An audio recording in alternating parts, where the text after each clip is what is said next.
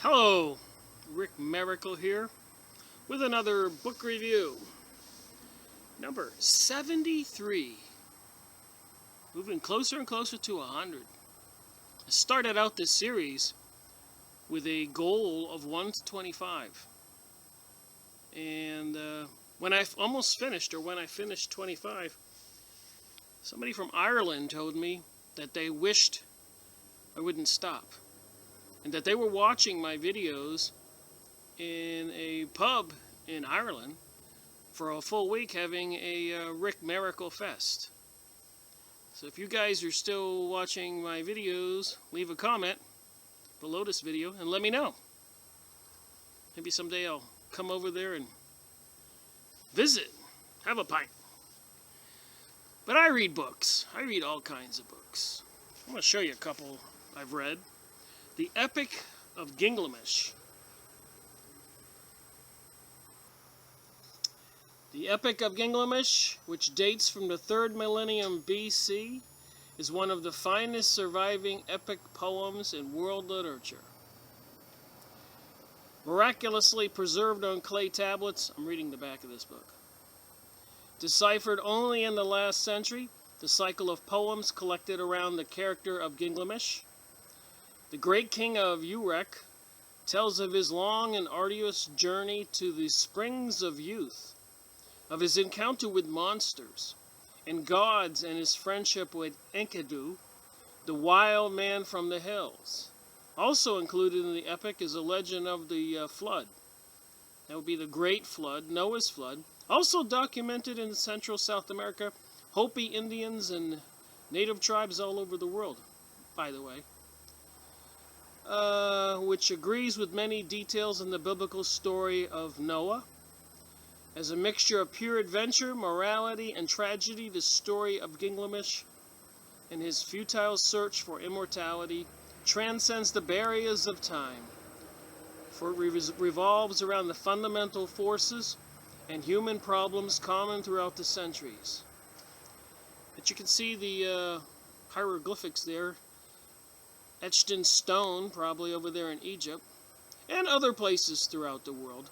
They have found interesting carvings like this with lions and other beings and snakes and American Indians and all those of India and China, Hindu religion, Buddhist religion, which I noticed recently, something interesting, that Shiva being, or the Hindu being with the numerous arms, well, the Buddhist being, that body that looks like a human with an elephant head, has numerous arms also. I need to look into that. I need to look into a lot of things. And of course, I've read a lot about Edgar Cayce on Atlantis. Just wanted to show a few books I collected. What got me into making these videos, and I read these books. So we know a lot about Atlantis. 17,000 times he predicted or got in a trance state and gave readings for individual. I think for most of the first half of his life it was about health. Then he started doing life readings, and apparently a good proportion of those were on the Atlantis. So that was interesting to read this. Probably read it again. And I've been collecting books for 11 years. This one here is interesting. It's a book, Atlantis, the Antediluvian World by Donnelly. You can see that there.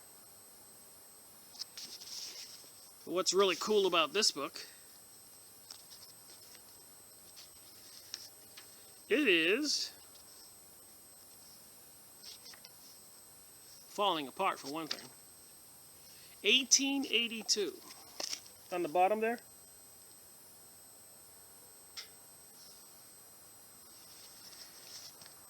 I was reading the other day the section on the deluge legends of America, the flood, as documented in the Americans, the Great Flood.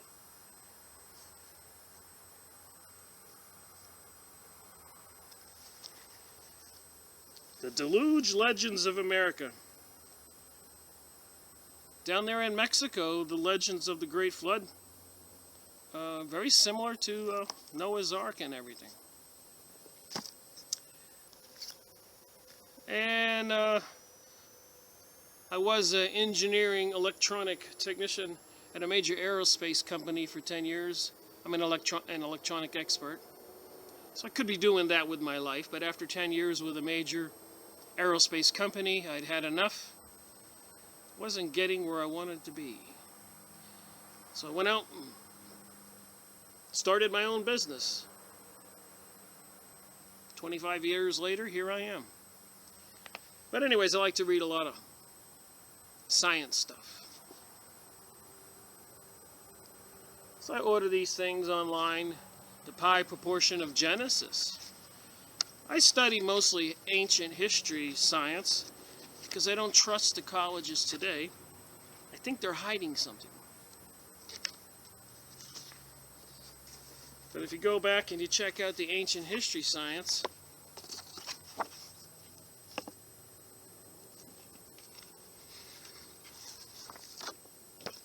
if I can get this up there for you.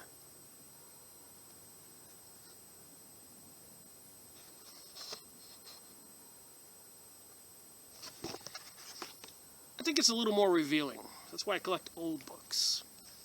And then the Tesla rotating magnetic field. I've always been fascinated with gravity and alternate energies. Anyways, there's really some cool stuff here.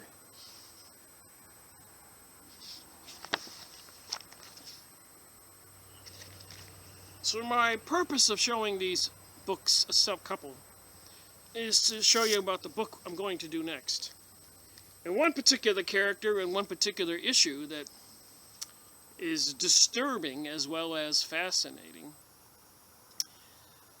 is after World War II, when they brought all those German scientists to the USA, and the USA got its portion. Some of them went to Britain, the UK, France, Russia.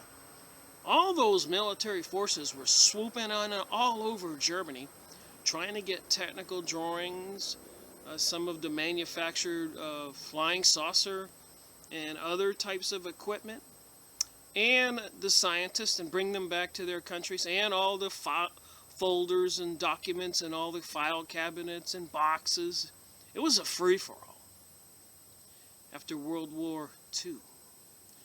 And remember, Hitler was into the occult, Himmler and all those people, and they were sending archaeologists all over the world, including the Himalayas and India, South America, Egypt, looking for artifacts. That's a key thing. And we just, went up on video number 72. This is number 73. We did St. Mark in the New Testament. And we learned a little bit about what Jesus did.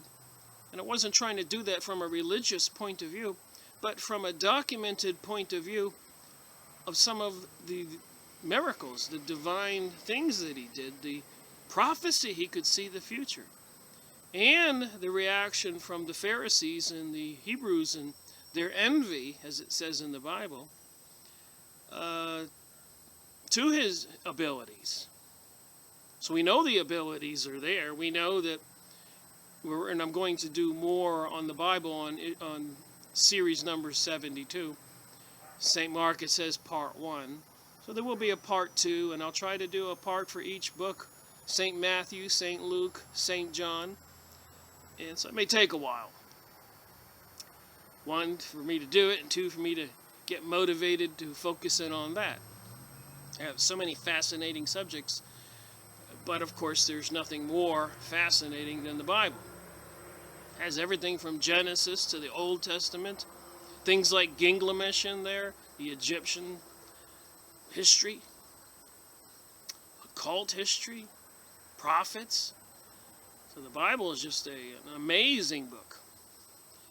But one person that got my attention was Peter Moon. See his name on the bottom here? He kept popping up. And this is about the Montauk Revisited Adventures in Synchronicity, Preston Nichols. So they had this thing on Long Island, New York, if you know Long Island. It's the island east of Manhattan, where all the expensive homes are. I've been there many times. I've got family who lives there. Anyways, at the end of the island, they have this military base. I think it's all fenced up now if it's not been torn down. And underground tunnels, which I hear that they cemented them closed. And they had a big radar dish, like this book here, a big dish overlooking the Atlantic Ocean, sweeping back and forth. Of course, for World War II, looking for submarines and other things. So it was transmitting a huge radio frequency.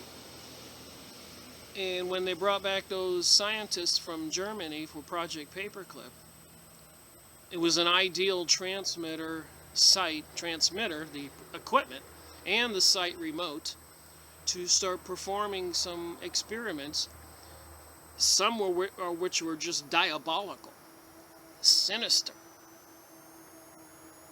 And I thought, we'd go over some of this stuff, because it's completely applicable to the Gwen towers they're putting up everywhere, ground wave, Gwen, G-W-E-N, almost, they say, every 200 miles or closer. And they're disguising them now. There's even some guy who started a business leasing space in church towers to put the transmitters so the people wouldn't see. So there's something more sinister going on from the research back during the Montauk days.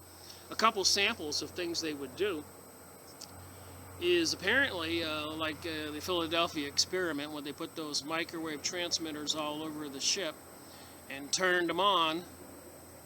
The ship disappeared and reappeared down the coast with people half in and half out of the bulkhead. I know, you're saying I don't believe that. I've got many more books on the subject that may change people's minds. Look at what Jesus did, healing people from leprosy, seeing into the future, telling people what they would do within days, and casting out unclean spirits. And then people see these UFO alien entities appear and disappear. And when they say, "In Jesus' name, help me," the alien, it's been documented. You can see some of these videos on YouTube, and I'm sure it's in books and websites. The UFO entity would drop them like a hot potato.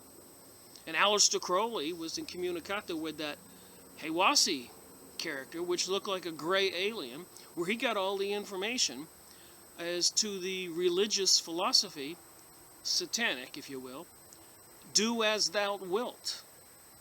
That you can become God. You don't have to do whatever you want. You can do pedophilia with children, kill children, drink children's blood, adultery, steal, anything you want.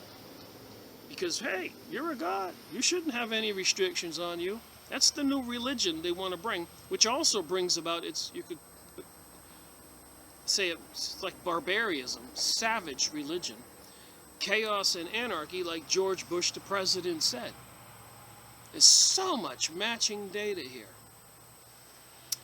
So this is one of the books I've been reading and I will go over, but it's one of the ones with Peter Moon, but not the one I'm going to do now. And then another one that I've been reading, as you can see all my tabs here, is another one with Peter Moon, The Black Sun, Montauk's Nazi-Tibetan Connection. See that? So Tibet, the Himalayas, they're apparently 2,000, 3,000, 4,000 years in our history. There is this hidden secret society with occult, magic, witchcraft knowledge. And they have hidden underground cities and bases, and Hitler was into that. So I thought it would behoove us to learn about this stuff, because look at the cover here. Look at the little beings flying around. The guy in a meditative state. Black Sun. So the one I'm going to do for series number 73 is Transylvania Sunrise. And Peter Moon's name's on the bottom. And the author, Radu Cinamar, is on the bottom.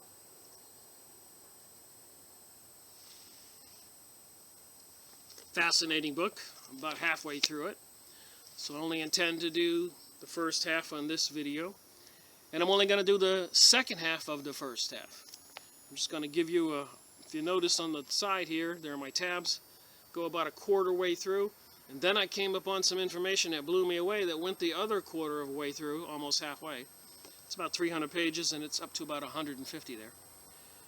When I reached the second quarter of this book, I said, oh my, that's what I got to do next. So I'll give you a short synopsis of the first quarter. Apparently, a baby was born in an unusual manner that exhibited signs of, how shall I say, the divine world, psychic abilities.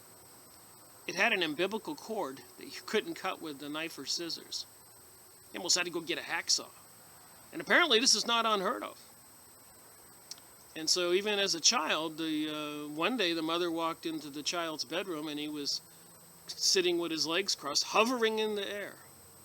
Psychic abilities. So that's, suffice it to say, I'm just going to say the first quarter of this book is fascinating. Go buy the book. Give credit where credit is due. I'm not trying to do audio books here. I'm trying to say I've discovered some information and I'm going to add my commentary. And hopefully it matches with the theme of Freemasonry and Satanism, which, as I have been saying, could be called Zionism, Jesuits, witchcraft, Rosicrucian, Kabbalah, banksters, divine kings and queens who think that they're more special than everybody else. And they may have a different kind of DNA, one that might want to concern us. It may not be good. So this series, Freemasonry and Satanism, seems to, that name seems to have worked for me so far. So let me move on to where I just said to myself, I need to switch from putting tabs on the side and put them on the top because that's where I want to start reading. So the young child had psychic abilities and they got a special place, a school away from home where he stayed, and other people, other children and adults who had special identified psychic abilities. And this was taking place in Romania prior to the fall of the Iron Curtain and the communist nations becoming free again. So they say. All right, there's the backdrop. Child was born, psychic abilities. They put him in a special school, and there's a whole quarter of this book is fascinating about the experience and some of the things that happened.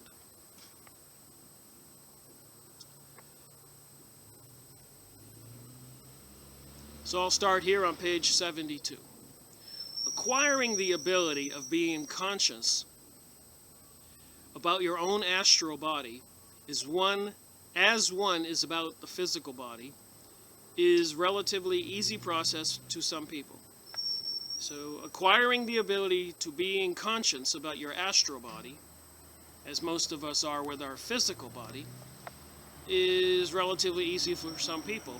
And they call these people psychic, and it's recognized, a lot of them, as children. Like Nikola Tesla, Edgar Cayce, going into a trance. Nikola Tesla, as a child, I think built his first little motor at 5 or 6 years old, a little paddle thing by the creek that turned around, and it surprised everybody. But he said in later years that he was having visions and dreams and images that came from somewhere. That he didn't think them up. It was like I guess like you could call a laptop computer that somebody's talking to you. Images in the air or in his dreams. Things he would see. Voices that he would hear. Somebody was guiding Nikola Tesla. And I found out from my research, a lot of the historic famous people, scientists, thus was the case. And then of course we know with the Hebrews and other ancients back then with magicians and consultants to the kings and queens who were into the occult and were into magic. Even in the Bible, where Moses throws down his staff, and it turns into a snake, And the Pharaoh tells his two magicians to throw down their staffs, and they turn into snakes. And then many other magical events in the Bible, as we all know. Like we did with reading St. Mark in the New Testament, there were a lot of divine events, magic, if you will. Jesus healing people, casting out spirits, unclean spirits. I find it interesting to pay attention to the words, because I always used demonic spirits, but Jesus calls them unclean. So one would think then, and we humans who are walking around today, if we were possessed by an unclean spirit and we started to lose control of ourselves and people thought we were mad, and we know we're spiritual beings, we must be possessed with clean spirits. And they talk about karma and all that. So you can make your clean spirit unclean. But luckily, if you do have an unclean spirit from your own sources, you can repent and say to God, I'm sorry, I'm going to change. So the Bible says this in many places. And you can clean your spirit. And none of us are going to have perfect spirits. We're all sinners.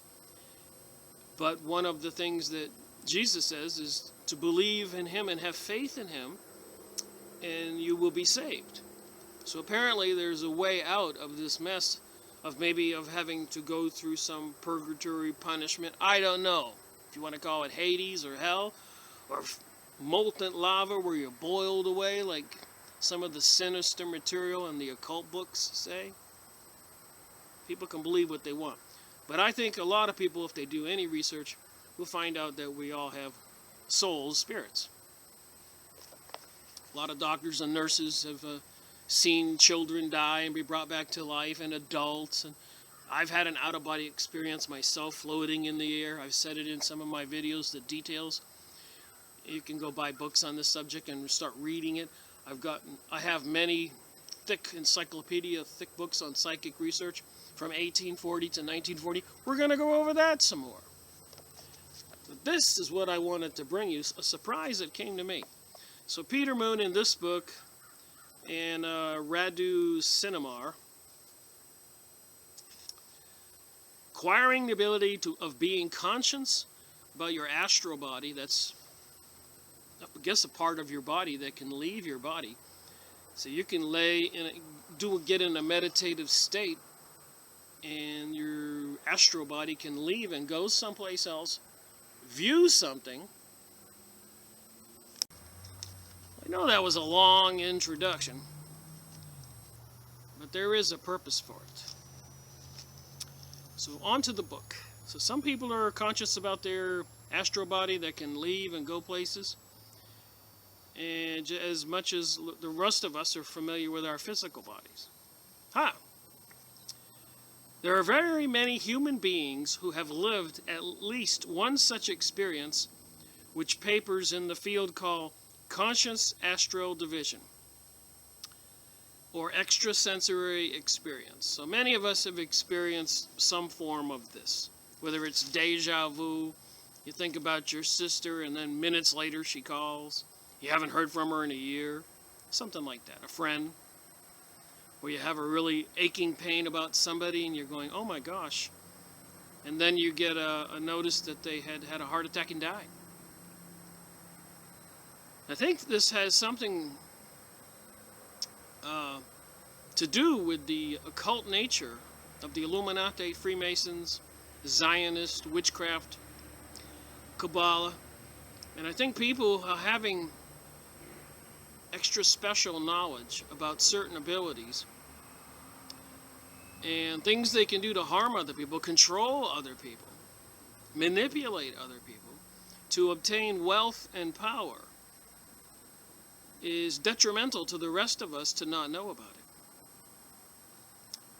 Hence why I do some of these. Such an experience can happen accidentally. For example, such as after a strong emotion or during REM sleep, when for shorter or longer periods one is aware one is dreaming. So like I said before, with my little thing I remind myself, D-tab, delta, theta, alpha, beta. From 0 to 3 is deep sleep cycles per second. It's how slow your brain slows down. And then 4 to 7 is something like you're dozing, napping, just in a very relaxed state. And then 7 to 12 is a more awake state. And of course, 13 and up can be a highly aware, agitated state. So if these electrical frequencies, which we can be hooked up to an EKG machine, and they can see what's going on in your dream, all of a sudden things start getting crazy, they know you're having a nightmare or something. But with the electronics today, my point of this conversation, the technology today, even the mesmerization, hypnotic state of TVs today, or the psychological knowledge that they have pursued to learn how we humans work that they have today, like the programming on the TV.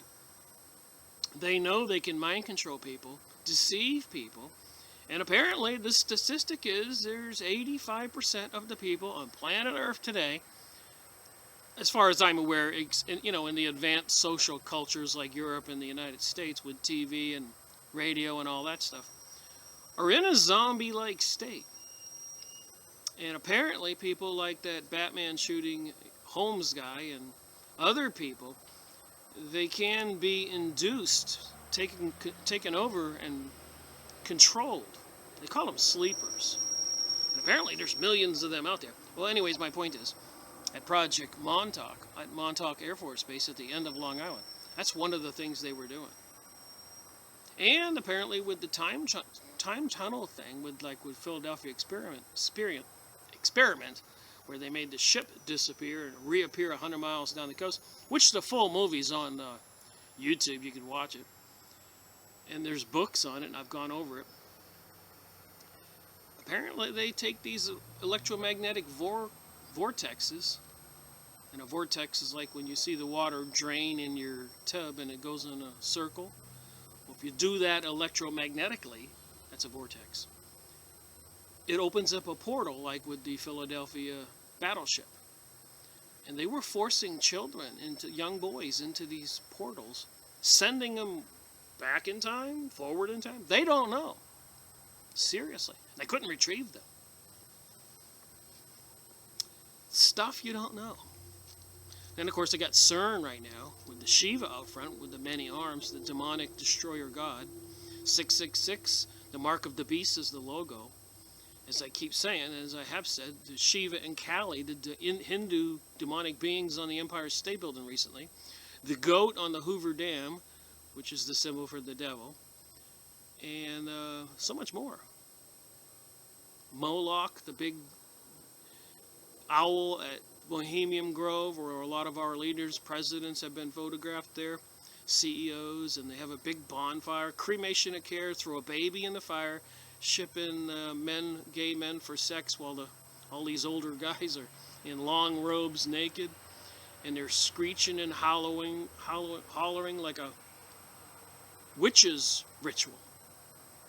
And we've all heard about the stick man, where they build this gigantic image of a man and put people inside and set it afire. All this witchcraft stuff. The government's into it, as we shall see. Or they can, by an act of will, whenever one pleases, but that is more difficult to achieve. So some people accidentally have psychic experiences, and some people can do it at will. I had a friend of mine,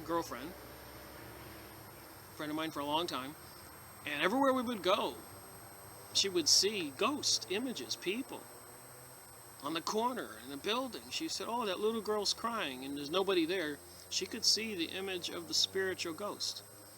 So apparently, from my research, when some people die and they don't know what to do, they get stranded, or they don't want to go towards the light, and or they commit suicide. They can't go to the divine place until it was their actual proper time to die. That's a crazy stuff. Some people who have already attained a high degree of development of their psychic and spiritual abilities are perfectly aware of their astral body, even when they live and act normally in their physical body. Generally, those who live the experience of conscious astral travel want to get information about or access to some special places or circumstances due to some mean or selfish interests they are pursuing. And there is the crust of the problem.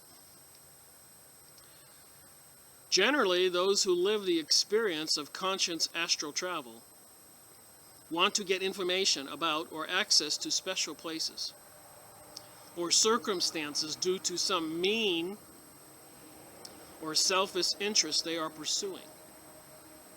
So we have all these elitists with all the trillions of dollars ruling our world, obviously with no emotions of concern, apathy, or mercy for homeless people or the rest of us, and would sell us poisonous foods to get the hospital numbers up for their profits, fluoride in the water to dumb down everybody, microwave transmitters in the sky, sky-spraying materials, and assassinate people who learn too much, cause all these great wars, World War I, World War II, and revolutionary wars before that, and many wars after that, have all this information, and they're into the occultic world. The method is and was used with a certain margin of error in military, economic, or even political espionage by the great powers of the world. Get this book. Yet those who make use of this psychic power in a selfish manner are confronted with repeated failure, disillusion, and stagnation at inferior levels of thought,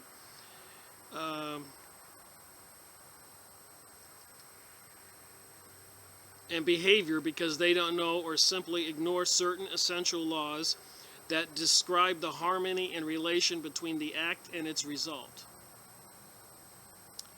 This is why many of those who, at the beginning stages, enjoyed the various psychic powers they had acquired or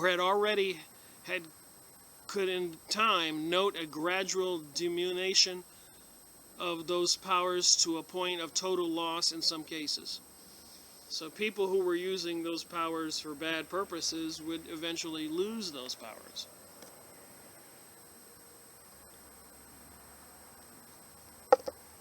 These things concern me largely because, like the event in Paris recently, all those people that bombed or shot that died, and we know that a couple weeks ago the CIA, Israel's Mossad secret agencies, French secret agencies were all having a meeting 2 weeks ago, and then this happens, and they're having a big G8 meeting or something coming up next, and we got political elections, and we know they're getting anxious about taking Assad out. They've been working at this many years. Russia's bombing Assad. The United States is bombing Assad. And in the news yesterday, now France is bombing Assad. So I'm just saying, to me, the French event by those ISIS people who claim credit for it is all propaganda and a lie. I can give you a couple of reasons. One, there's too many videos and too many people who have already come out and says ISIS was created by the CIA, NATO, these elitist New World Order people, and Israel Zionism. And we already know they created Al-Qaeda. So what they do when they get caught with their pants down, they just create another group with another name. Apparently Israel was involved with creating Hamas. So they have to create these unknown entities, always with masks on, to be the boogeyman, to use the rest of us for mind control, to get everybody on board with the bombing and murdering and everything else. In other words, the French event was like the Batman movie shooting with the crisis actors, or that guy was in mind controlled. The Boston Marathon shooting, or the guy that was on drugs who shot the people up in the church full of black people. or the Sandy Hook with the crisis actors and so on, and 911, which was an inside job, Oklahoma City bombing. I've got the books. We've gone over it. They're using these things, and it's in this book that they use it. They admit it. So this discussion is very appropriate for Freemasonry and Satanism and current events, New World Order, New Age. If these powers behind the scenes have these powers, these abilities, this knowledge, this capability, doesn't bode well for the rest of us. What are they doing with CERN? Which a lot of scientists said, wait a minute, we shouldn't be turning this on. We don't know what we're doing. We don't want to open up a black hole right here on planet Earth. What insane thing could happen? And then with all the HARP systems strategically located at pyramidal points all over the globe is kind of concerning. Especially what we know that the electromagnetic radiations can do to us with the sprayed aluminum, barium, and strontium documented to being dumped out of those planes and chemtrails, which blanket the sky, obviously falling to Earth, getting in our bodies. So you take those little tiny metal particles and microwave transmitted radiations, and you can control people. There's no question. And now they're putting the Gwen towers every 100 miles, 200 miles everywhere, and disguising them. Why? And everybody's on cell phones. Wireless. It's going to be a very interesting world when they get this whole thing plugged in. And they have a couple computers called the Beast, and it's collecting information on everybody and anything. And they're already speaking from the United Nations and everywhere else that, well, all this terrorism is getting so much out of control. If people want to be safe, they need to get microchipped. If you don't have your little microchip on you, you won't be able to come and go, buy anything, get a social security check, have a checking account, get on a transportation, bus, plane, anything. And this is all biblical. This is what it says in the Bible. So I'm saying the spiritual stuff in the Bible, mixed with this material world, which they've always been mixed, is very real. It would behoove all of us to pay attention. Just go read Edgar Casey's books and his material, what he says. So it's not so far-fetched that Atlantis was out there. And these people apparently back then turned into monsters in their activities, evil. So evil, in fact, maybe somebody tried to erase humanity with the Great Flood to restart it because it had gone too far. It was irreversible. You know, mythology with the half snake, half human, half horse, half human. All these animals, half lion, half human head, and all this stuff. They were into this genetic manipulation. This is in Zachariah Stitchin's books, too. Apparently from the cuneiform tablets they got in Egypt. And all these ancient histories, whether etched in stone in the Mayan temples or Peru on the side of mountains or Egypt, Aborigines, American Indians, everywhere in the world, they have the reptilian snakes or the other hybrid reptilian creatures. Reptilian beings that could walk around with snake skin. And apparently some people have been caught losing their ability to be a shapeshifter and their features reappeared. And some people were caught with their shirt off or something when they didn't want to be seen and actually had scales on their backs. A lot of stuff. Crazy stuff. Some of this stuff, it's not so boring, time-consuming to read these books and make the videos. It's actually amazing and bewildering. But, you know, like reading the Blue Lodge Handbook when I did 12 two-hour videos. I did that so meticulously because I wanted to get the point across to people what they do in there. This must make you understand the particular importance of responsibility for an action in such cases. So if you have psychic abilities, you need to take them seriously and be careful. Don't use them for evil.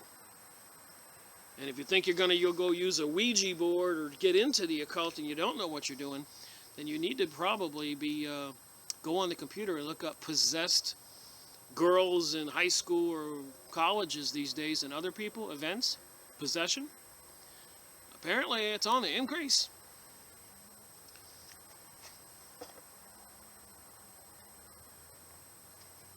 A whole group of girls in one school went into a state of possession, had superhuman strength.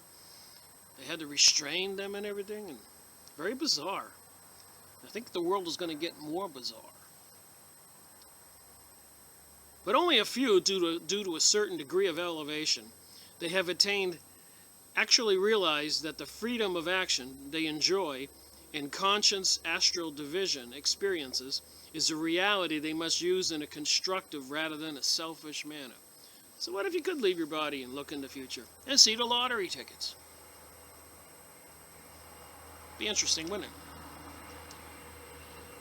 It is also possible to learn secrets that some people would want to know but cannot know.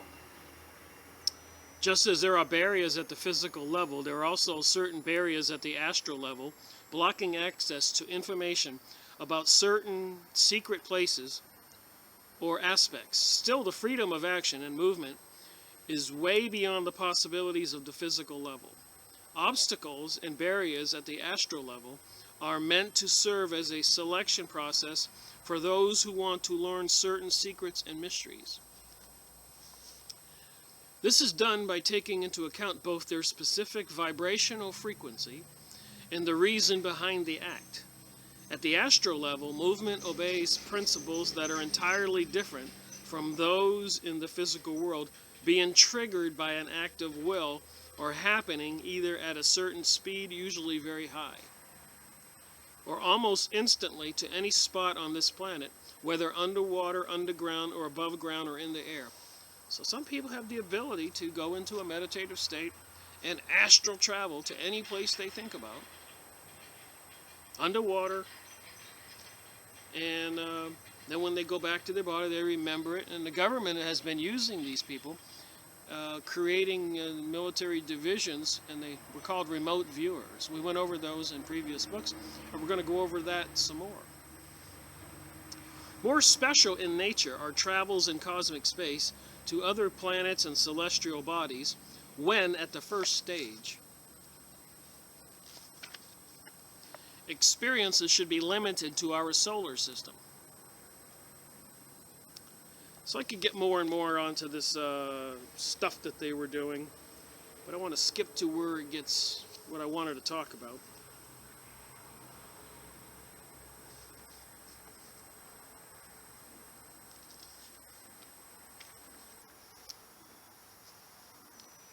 Alright, so I'm skipping a lot here. Metaphorically speaking, if you associate the path that the mysterious source in our being with the digging of a well, then you can tell that the cold, limpid, wonderful water you will get is the very life-giving water you will drink in eternity. So when you want to get into studying psychic abilities, it's like digging a well, getting to that nice fresh water. So he's saying that it's a wonderful feeling. So there's a lot of stuff here. I'm going to page 83. But I did want to get to the point where it gets... There was a point I wanted to show.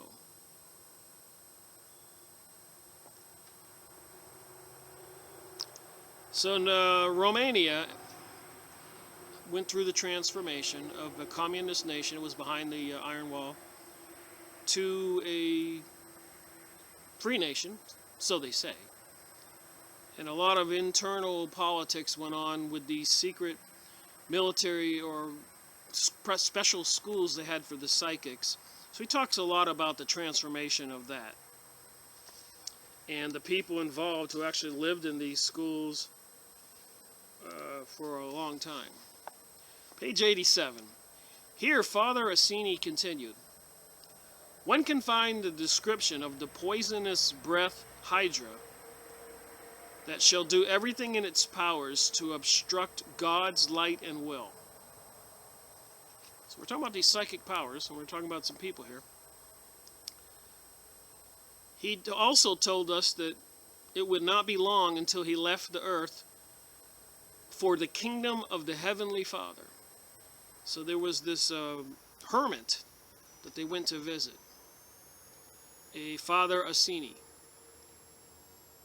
And he's going to leave this earth and go to the kingdom of the Heavenly Father. You shall have to fight this threat wisely, and wisdom shall be granted upon you and many others to uproot the evil. So this hermit is saying there's evil on earth. There shall be a canker everywhere, at work and in shops, in the institutions of the state, and in its leadership, but above all in politics. This is the kind of the point I wanted to reach in this book. This evil canker. Unfortunately, it shall sneak its way to the very heart of the church. And we know that there were a lot of communists many years ago when they were investigating the communists around World War I time and before World War II. And some of those communist people testified before Congress that yes, indeed, they had sent thousands of people to infiltrate the Catholic and other Christian churches. So there is a meticulous plan here to destroy Christianity, and I've been saying that. And create a new world order and a new age, which even if you're not religious, should concern everybody. Only those who shall keep their true faith shall be saved, and then God's glory shall descend upon them. Father Asini then labored the point, saying that the devilish plan had not been at work in our times only, but since antiquity. So like I said, this goes back thousands of years. For hundreds and even thousands of years, slowly preparing the ground for the final showdown that was about to happen. The devil's plan was minutely thought out by the power of money and vice, among which lying, dissemination, scheming, murder were most important. Those carrying it out were pretty close to their main goal, namely control and dominance over the entire world. Page 87. I'm hoping all this is making sense. I'm only doing my highlighted portions.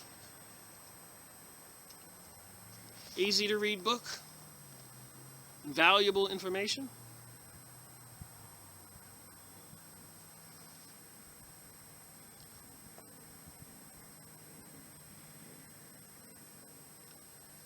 Okay, it is a well-known fact that the transformation of the living conditions of a nation, think about the United States 50 years ago, generally speaking, it was a decent society of Christian people and others, but they have bent the will of everybody. They have mind-controlled everybody. They have propagandized everybody and made Christianity or even morality to be evil. First of all, requires the transformation of the consciousness of its individual members. So these mind control stuff they did on TV, they were going after one person at a time, city, towns, everywhere. This can be achieved particularly through a vision and perception of life from higher levels, where one can start from principles and ideals and that are entirely different from the current impure, base, and crude ones. So they brought this new age material into the world. Swingers groups. Now they're bringing the stuff you would go to see at an adult club, pole dancing. They're bringing it right on open stage with Miley Cyrus and extremism in the pornographic displays. We've all seen it. So they're doing it intentionally, and it's in this book and others. It's part of the plan, as you will soon hear me say in this book. The most important ways to achieve a quick transformation of consciousness at national and global levels are love and altruism in their pure and undisguised form.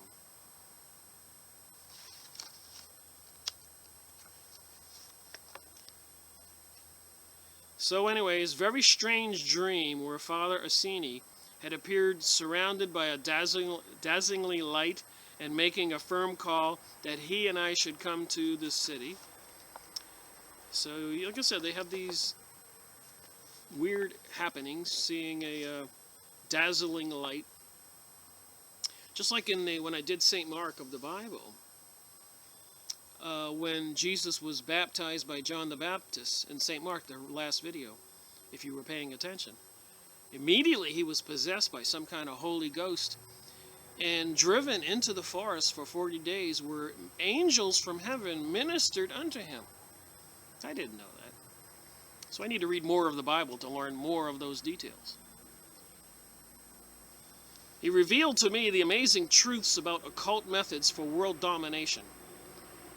And the most thrilling of all, this is some hermit that was in some kind of cave in Romania after the transition from communism to freedom. So not that long ago.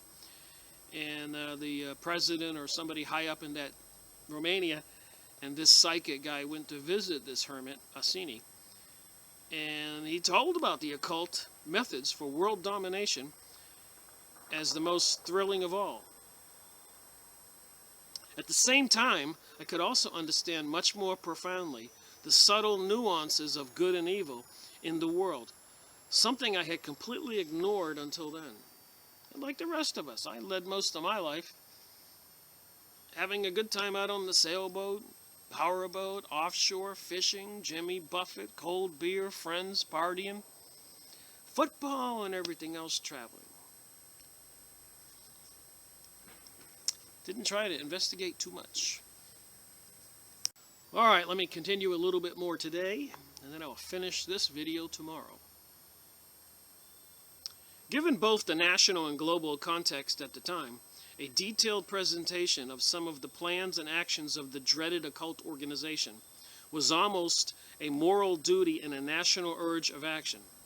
In my view, people must know and be alerted to the huge threat the organization poses, a threat that is spreading plague-like across the world. They must be informed of the methods for action employed by the organizations, as these are manifest in day-to-day life, and of the way in which all are the wheeling and dealing, scheming and ruses that thwart almost any step towards freedom can be nipped in the bud. That's one of the reasons about this, that Paris bombing and shooting recently. They've stepped up security forces all over the world, New York, everywhere. They're going to use those things. We'll never see it coming. It is precisely why the information I will be sharing further on will either make them cautious, doubtful, ironic, or indifferent, or shake their very foundations and make them understand the ins and outs of the most terrible scourge that has ever threatened mankind. This is the occult of Freemasonry. That's what it says in this book.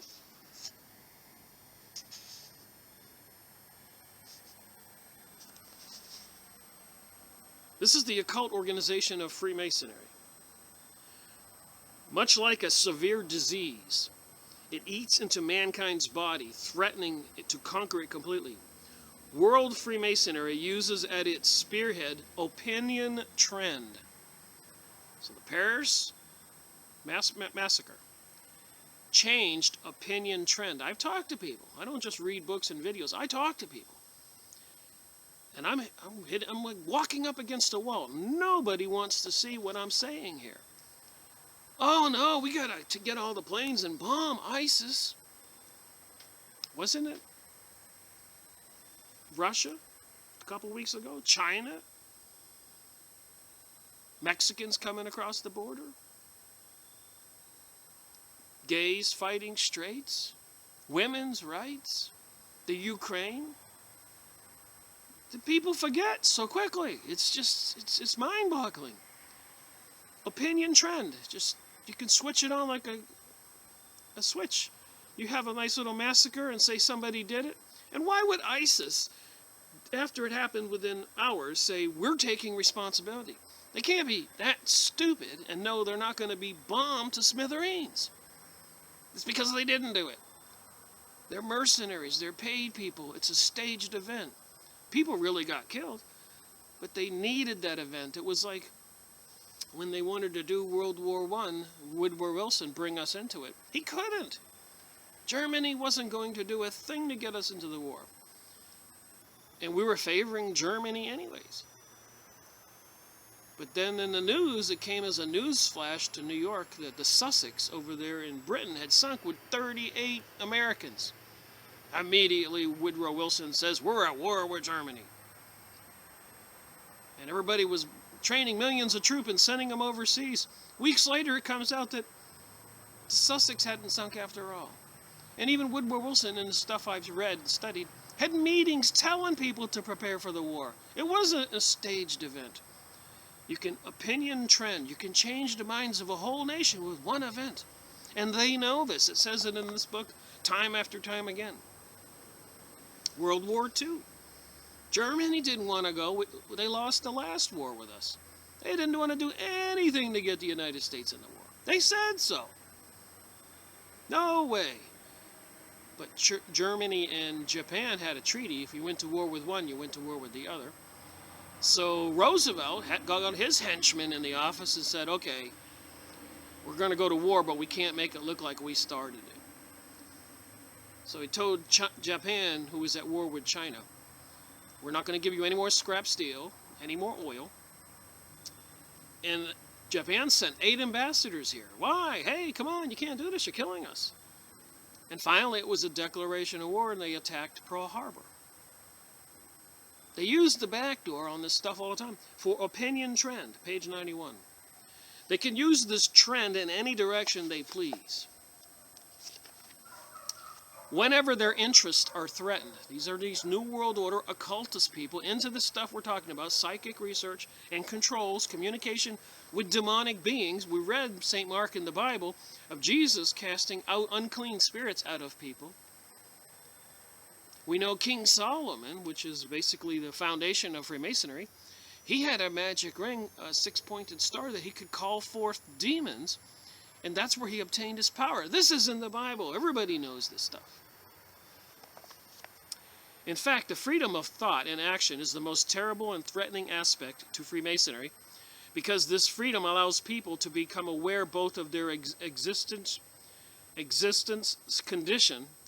condition, and of the way the system in which contemporary society is structured.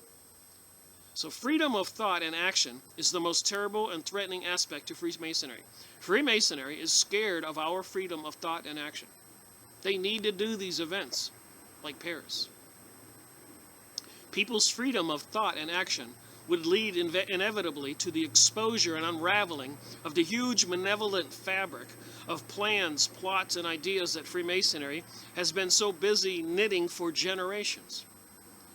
This much needed awakening of mankind to the reality it inhibits is correlated to the great transformation and transition of the entire planet to a new era of spiritual truth and knowledge.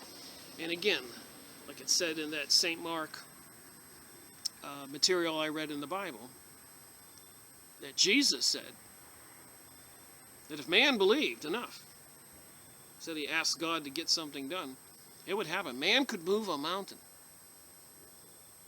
Jesus said to that tree, fig tree that didn't have any fruit, that no one shall ever eat of this tree again. And when they left the town, the thing had wilted within hours. It was a dead tree. We humans are spiritual beings, and we have much more ability than we know and access to God. Not trying to be a preacher here, but I'm sincerely concerned about the occultic nature and satanic nature of the New Age and New World Order that's planned for us, that we've gone over, and it should be fairly obvious to people if they just look into it a little bit.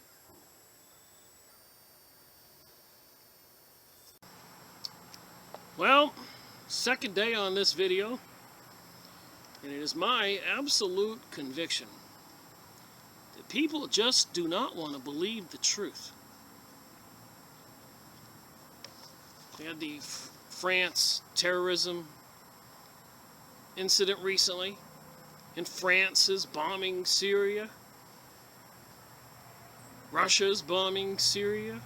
The United States is bombing Syria. Israel's bombing Syria. Millions of people displaced and killed. And nobody talks about that.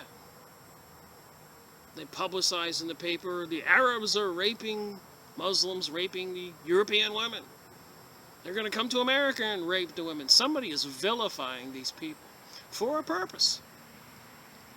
I mean, think about it. If you robbed a bank and you got away with it, you had a mask on. When you got home, would you call the bank up and said, hey, I just robbed your bank. Here's my number and address. No, you wouldn't.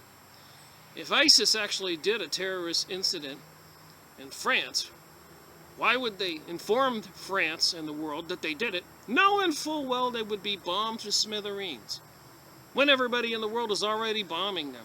It's all about taking down Assad, in my opinion. I got a lot of hate comments on the press releases on the internet when I make little comments trying to tell people the truth. Nobody wants to know the truth. Maybe they're all mind controlled. So anyways, moving on, this book, chapter 3, the first encounter, evil through and through. So maybe this will help explain a little something I found fascinating in these books. You know, you just would have never guessed this kind of information is in this book with Peter Moon and Radu Cinamar, and many other books I have we're going to go over. And as I keep saying, no matter who the investigator author is, whether it's a Jewish person pointing out their point of view, like the Jewish Utopia, or by the Professor Higger, the Jewish man at Texas University, the book was found, or the Protocols of Zion, or the report from Iron Mountain made by a bunch of elitists at the behest of the government on how they were going to control the world after no more wars because of the threat of nuclear radiation. So they decided the way to control the people through fear would be environmental issues, plagues, climate change, economic destruction, all kinds of terrorism. And they would just keep feeding this to the public to keep the public in line. And of course they want to take away the guns. They're destroying Christianity. So let me read what the first encounter, evil through and through, page 93. So deep down, the colonel was a sincere and righteous man. He really had the best intentions for this country, Romania, and its people, and that is why he was intent upon creating some openings in the communist system, which had made people's lives almost impossible. Now, make no bones about it, the New World Order, sustainability, legislation and laws enacted for global warming, global cooling, they can't get away with that, so now they call it climate change, is all a form of communism control. And it has made people's lives almost impossible. And in previous recent videos, we looked at some United Nations documents on sustainabilities and their agenda. Agenda 21. It's all another word for communism, which was created by the Zionist Jewish folks and the Illuminati. And the Illuminati are the Rothschilds and all the banksters, which are Jewish Zionist people. And they control all the Freemasonic lodges. And it's basically an occult, Kabbalah, Rosicrucian, the Grand Orient Lodge, the Jesuits, witchcraft, Hollywood, witchcraft. And now they have, of course, control over the world's technologies, some sinister technologies, radiation through all these towers they're putting up, called GWEN, G-W-E-N, ground wave, HARP transmitters located all over the planet. They're bent on something very evil soon. And the Paris terrorist situation recently is just a sample of what's to come, so they can get the people to be living in fear and accept what's coming, as said in the Jewish Utopia, as said in the Protocols of Zion, and as said in other books I've gone over, Bloody Zion. Alright, moving on, page 95. In those times of instability, terror and corruption, surprises could come from where one least expected. I'm just reading my highlighted portions, so there's more that goes with that. But I think that's the sentence you need to hear. We all need to hear. Moving on, conducting parapsychology research on gifted subjects, people they identify as psychic when they're children.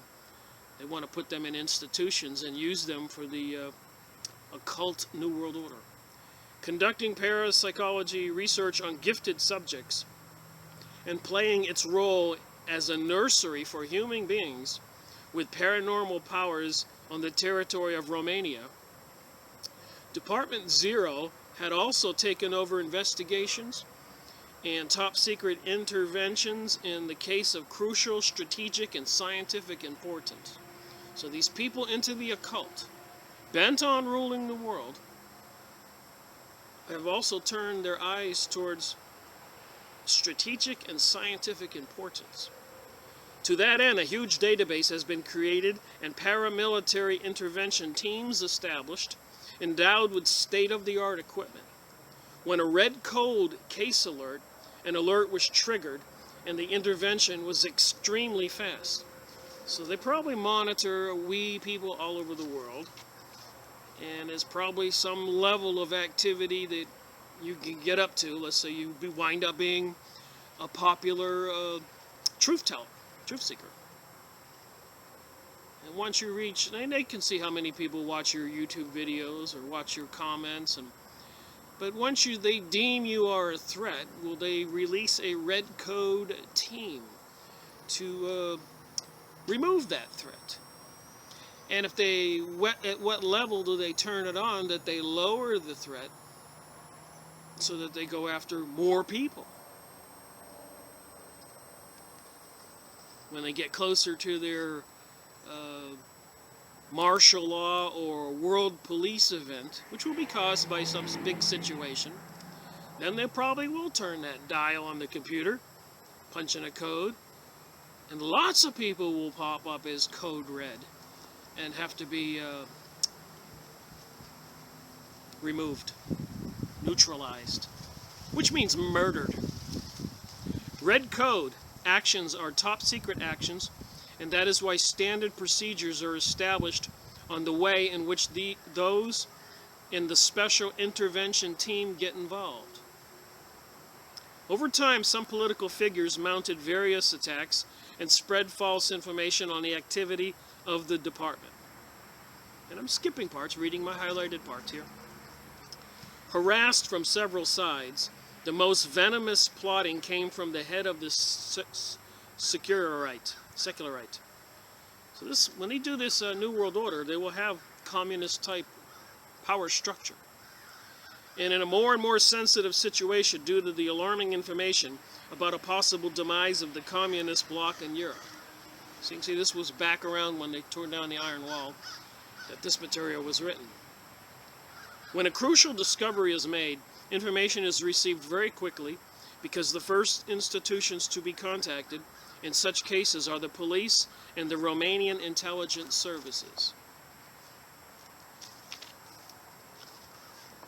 And this recent French terrorist situation, they activated security forces, police, special SWAT teams, all kinds of stuff, all over the world. New York, people with machine guns. It's all in the planning. Moving on. So these guys were climbing on a mountain in Romania, and he picked up an object and disappeared instantly before the eyes of more than 10 witnesses. So they're always looking at these archaeological finds of ancient monuments in history. And they got these special teams involved. The representatives of another secularite department saw to it the villages were not properly informed and eyewitnesses quieted down. Again, the public doesn't have a need to know, not even about the sky spraying of chemicals and possibly biologicals over our heads. Weather control, weather warfare, and mind control seem to be the prominent functions of the sky spraying, the Gwen towers, and the HARP systems, and cell phones, TVs, laptops, nightly news, movie programs, TV shows. They don't miss a beat. And don't become aware of it. They might activate the red team, whatever they call it in the USA. All right. Still, it seems some elements transpired in the press many years after the event, possibly due to the fact that several political figures and scientists had been present at the site. They found this site in the mountains of Romania, and it's part of the storyline here. The inscriptions on the wall of the rock remained a complete mystery, even if numerous pictures of the respective signs had been sent for analysis to the most prestigious specialized institutions. And a lot of the ancient monuments from Ecuador, Peru, Egypt, all over the world, they have this particular kind of writing that seems to kind of match each other. And it's certainly beyond Noah's flood, beyond this civilized population on Earth. It's ancient. So what do the ancients have to do with the Illuminati, the secret mystery schools, the Freemasonic lodges, witchcraft, occultism, and these people bent on dominating the world for power, money, sex, and everything else? Are these ancients that evil? Are they the ones behind all of the puppets up front? What play do the Zionist Jewish have? The Jesuits? Everybody always says who's at the top of this pyramid. Rothschild, Rockefeller, bloodlines of the Illuminati, Rosicrucians, Vatican. Who's on top? We know they're all working together. With most of the leaders in most countries wouldn't be in those positions if they didn't belong to this particular evil club. Although there were certain similarities in shape, no clear correspondence could be established with any of the ancient writings. Like I said, I'm just skipping a whole lot here, so go buy the book. I'm making my point with my commentary where I want to read. It is not the time to talk here and now about the occult, magic, witchcraft, side of the 1989 revolution in Romania. See what I'm telling you? There is these occultists, witchcraft folks at high levels that did bring down the wall, and I'm certain they had motives for it. And not benevolent to the human race, I'm sure. I was for the first time transferred from the base of B to the base of Valley Usuri, which was located in the vicinity of Mount G, close to the Ratzizat mountain range. And pardon my not pronouncing these words correctly. Page 101. So this psychic person had been trained, had institutionalized into these special schools, and had risen to in charge of security of this club group called Zero to investigate unusual activities, paranormal or ancient discoveries, caves, monuments. They're all into this. Hitler was into this. All over the Middle East now, even Israel's into this. Everywhere they're digging for something. I've said that in a lot of my videos. And it pops up in the news all the time. It has something to do with the UFO alien thing. Unlike the base where I spent 10 years of my life, this one extended 2 levels on the ground. The equipment available was state-of-the-art, and the staff very well trained. As a matter of fact,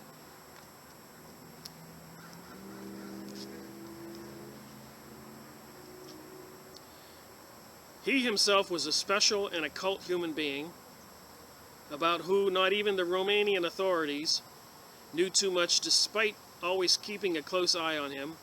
Dr. Zine's sudden and apparent inexplicable departure offered a chance for a notable change in my life.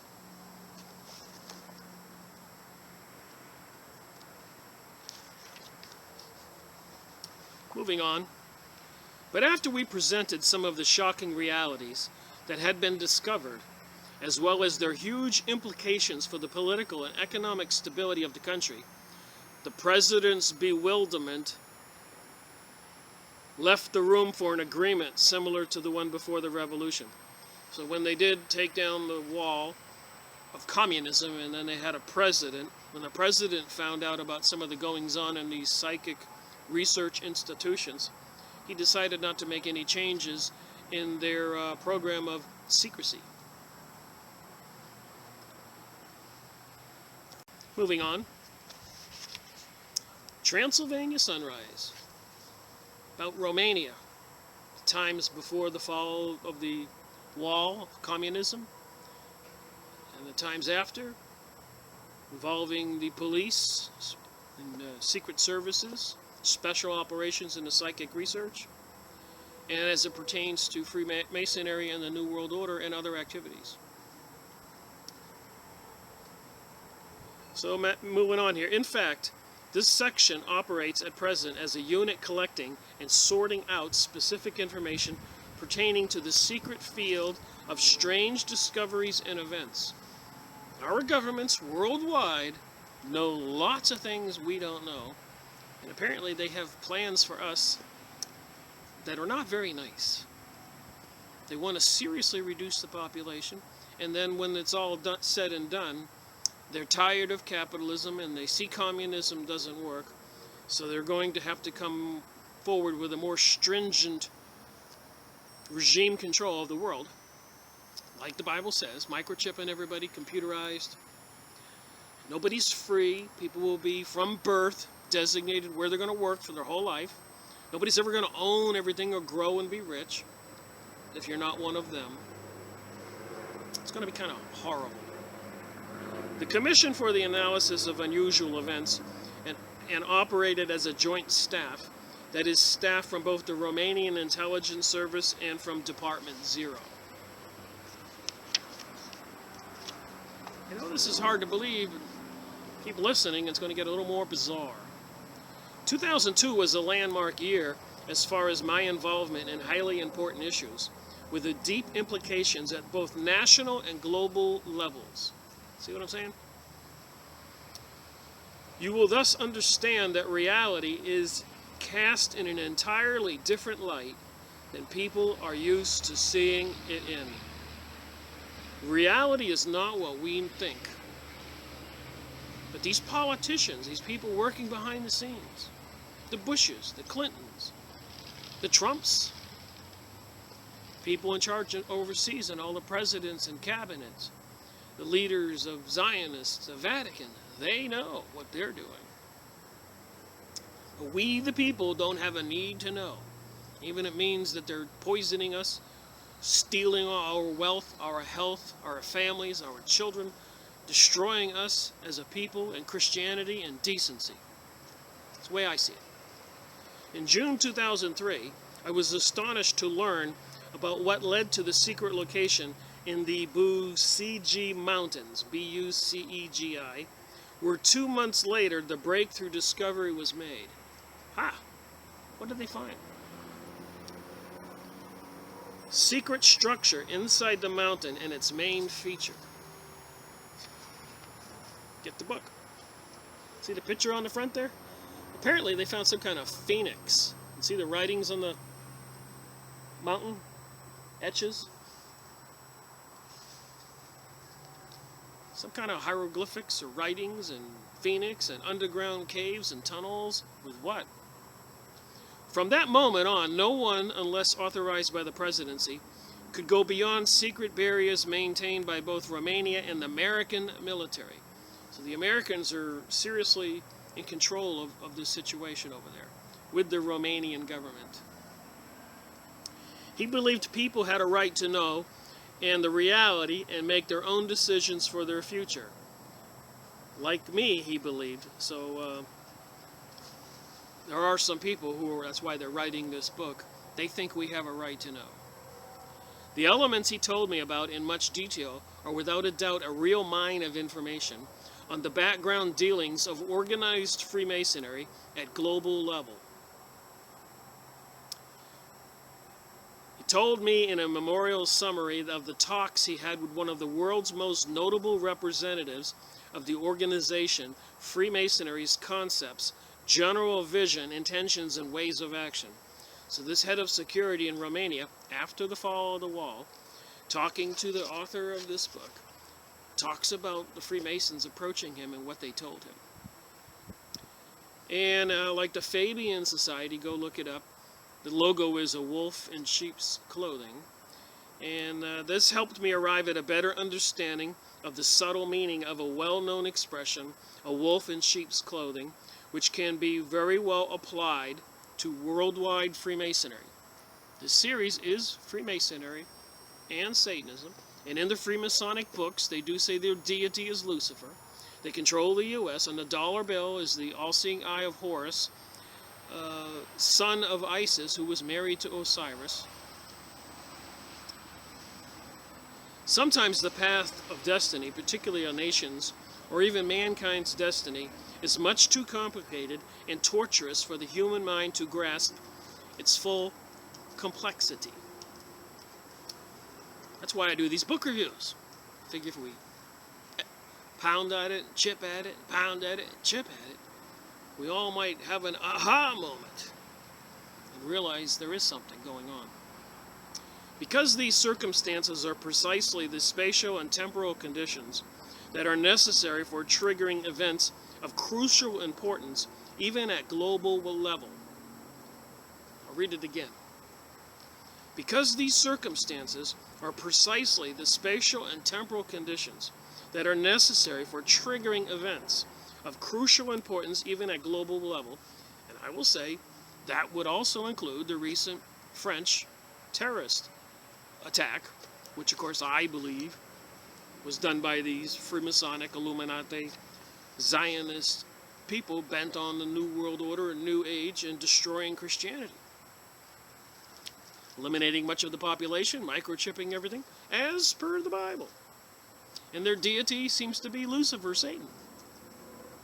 Moving on, page 108. You believe what you want. We all have to make up our own minds. I'm not trying to convince anybody, but I do like discussing how I rationalize it. He told me that a highly important person would come to visit me over the following hours and wanted to have a private talk with me. So this psychic person who had been in their program of the government and then later on placed in a high position of security in charge of psychic research and unusual discoveries, and is now told he's going to have a meeting with a high-level person, and he's probably curious who it's going to be.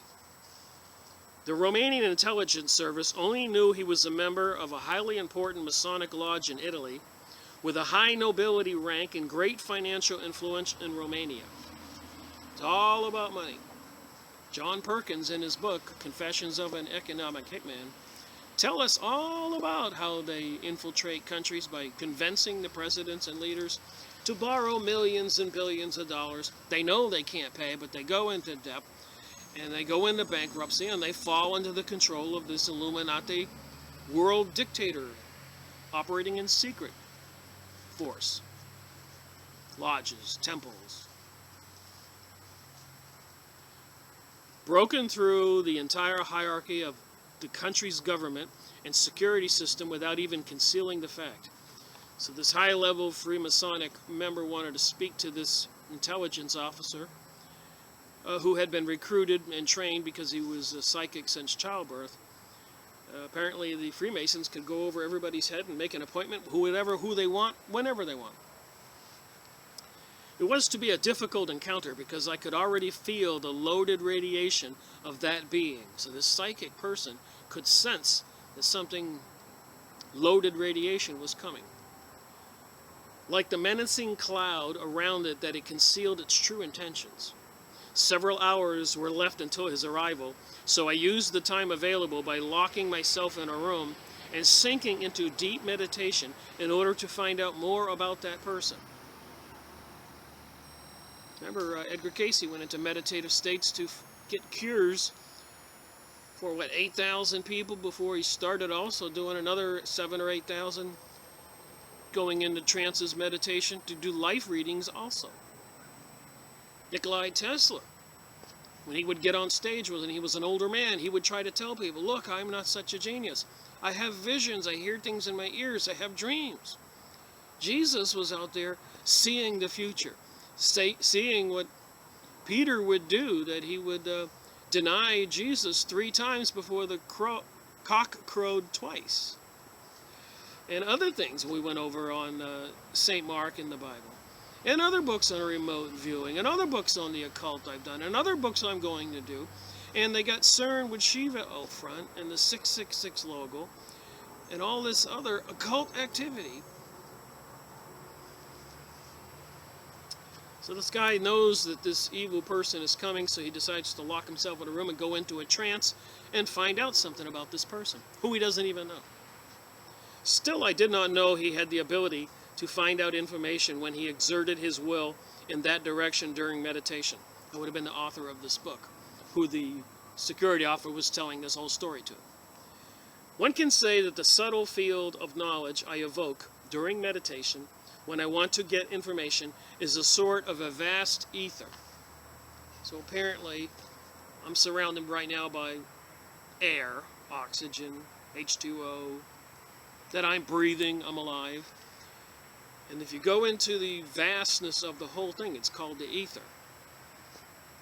And you go out into space, there's some kind of mass of material, even beyond the planet's protected Van Allen belt radiation shield.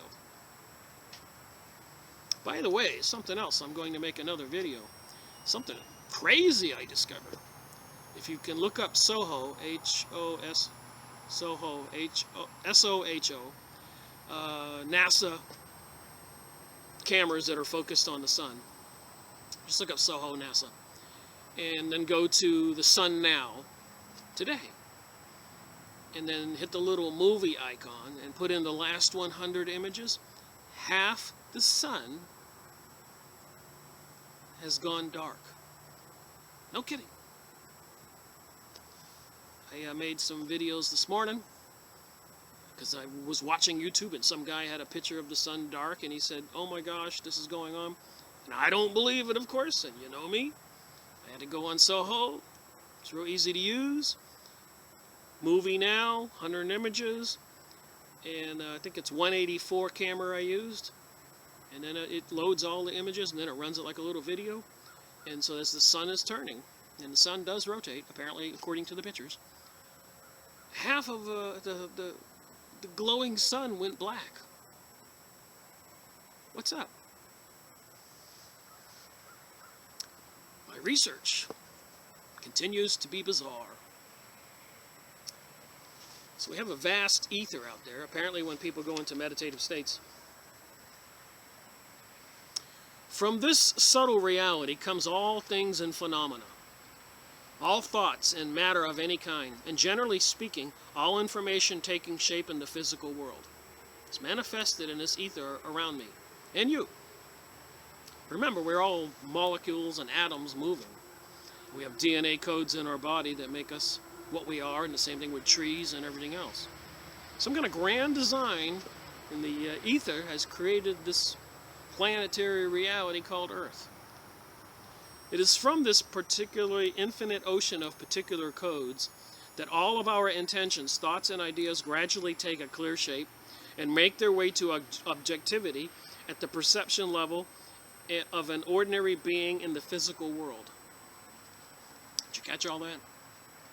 The subtle universal ether, which I mentioned earlier, is the environmental accommodating the infinity of ideas, thoughts, intentions, and possibilities. Therefore, it all boils down to accessing the information at the corresponding vibration level, which is part of an infinite ocean of energetic vibrational frequencies in the universal ether. This is one of the most difficult things to do, since in the first place, one needs to possess the appropriate level of consciousness so as to enable awareness of the presence of the subtle universal ether, and of course one needs the ability to make an accurate selection of the targeted energetic vibrational frequencies from the multitude available. A focused mind that is well prepared and purged of vicious and parasitic thoughts has the ability to penetrate successively the subtle levels of manifestation to the level of the universal ether about which I told you, which resembles a gigantic space of a very special nature. Now remember, they got CERN going on, and they're talking about opening up portals to other dimensions. Vibrational energy, specific wavelengths. Remember, we're talking about Gwen Towers, located every 200 miles or closer proximity, and HARP transmitters and satellites, and putting particles, metal particles in the air to get in our body. We're talking about some very sinister activity here, involving wavelengths, altering the human body, mind control, probably killing, altering emotion. They could make a whole city like Paris, everybody go riotous, go crazy through the streets, screaming and in fear, by turning some dials on some transmitters.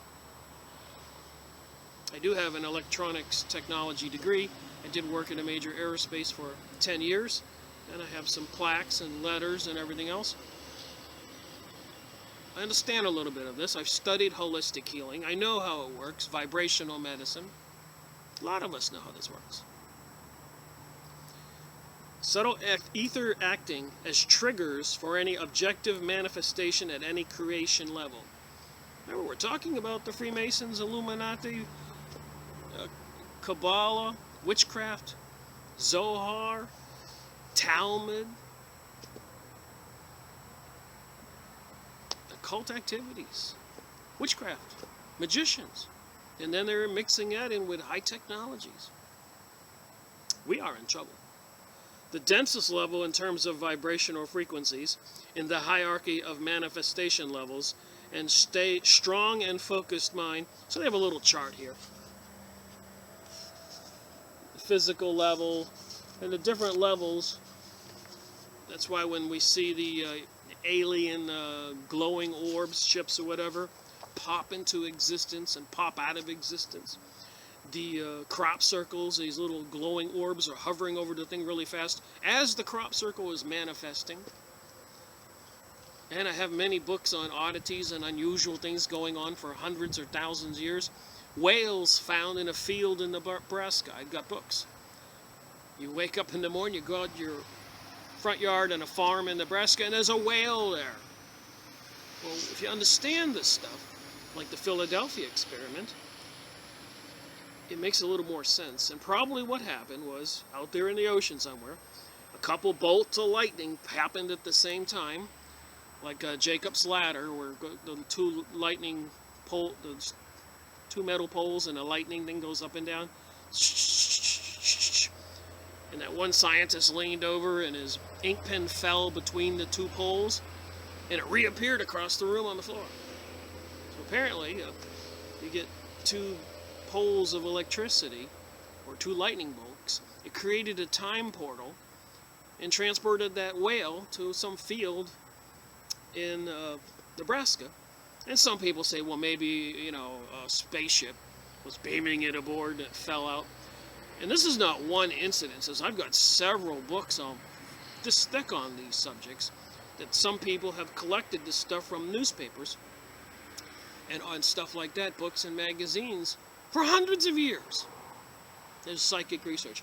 So I think that's one of the larger parts of my purpose on my videos, is to get people to understand there's more to reality than we know, just like this book said, just like almost all the books have been saying. And then when we get our head wrapped around that, and we know that the powers have be that know all this stuff and they're using it against us, then maybe we can set ourselves free.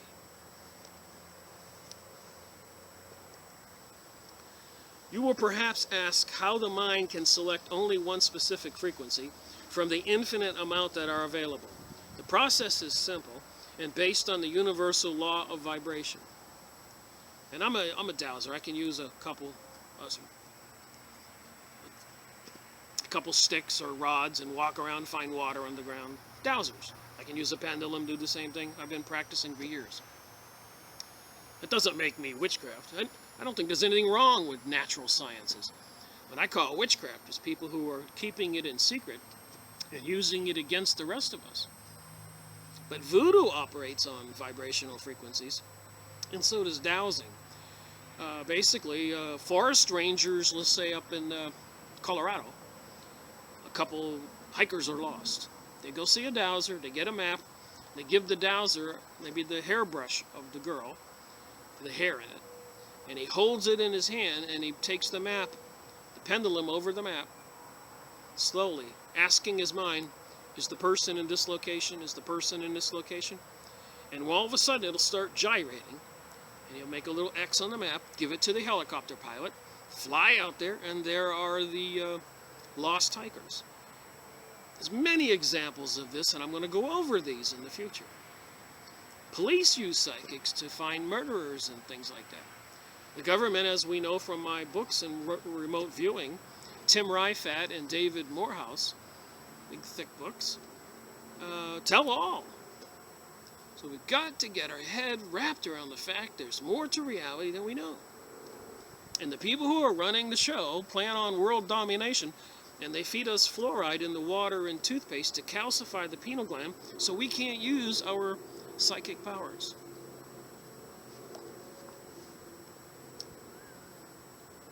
Everything that exists in the universe is defined in a particular way, whether it is a being, an object, or phenomenon, or an emotion, and has a vibration imprint of specific, unmistakable marker that allows its identification anywhere in the universe. Just like I said, every human being has a different vibration.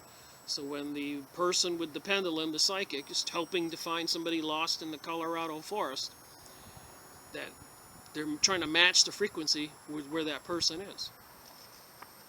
There's something higher than our level of consciousness going on. This is a fundamental law of physics, and it is called the law of resonance. It's also called quantum physics. Focus on the subtle image and on a wavelength of the person whom I was expecting. So this high-level psychic officer in charge wanted to focus on this person that was coming to see him. Knew nothing about them apart from the information I had from the General Obeda. Scarce though it was, the information was nevertheless sufficient. So he was given a little information from a general. He went and locked himself in a room to kind of figure out who this guy was that was coming. It takes a long period of demanding practice for one to be able to do this, which is also requires a very high consciousness level, which at the moment must be as still as the surface of a mountain lake. So when you go into these meditative states, and yoga is very popular. A lot of people got to be careful when they get into this meditative state, and some of these yoga teachers, you may not know where you're being taken, or what being may be able to possess you. That moment, one tunes in with greater or lesser degree of accuracy to the specific vibrational frequency of the being invoked. So you tune into some other being. Just moving on my highlighted portion, so it may not seem like it's flowing, but I'm making my point on my commentary. Personal effort in that direction is what is important, is that any healthy human being endowed with will and perseverance can acquire the ability. So any of us can learn how to do this. But I think even in the Bible, it says on there, be very careful. And we've gone over books advising about this psychic world. You have to get protection and be very careful. The beings in this ether, this higher dimension, if you leave your body and travel in it, can be very ferocious. Scare you to death, literally. Happened between him and the mysterious character, a member of Freemasonry's world elite. So the guy was coming to see him. Alright, here we go. The guy shows up.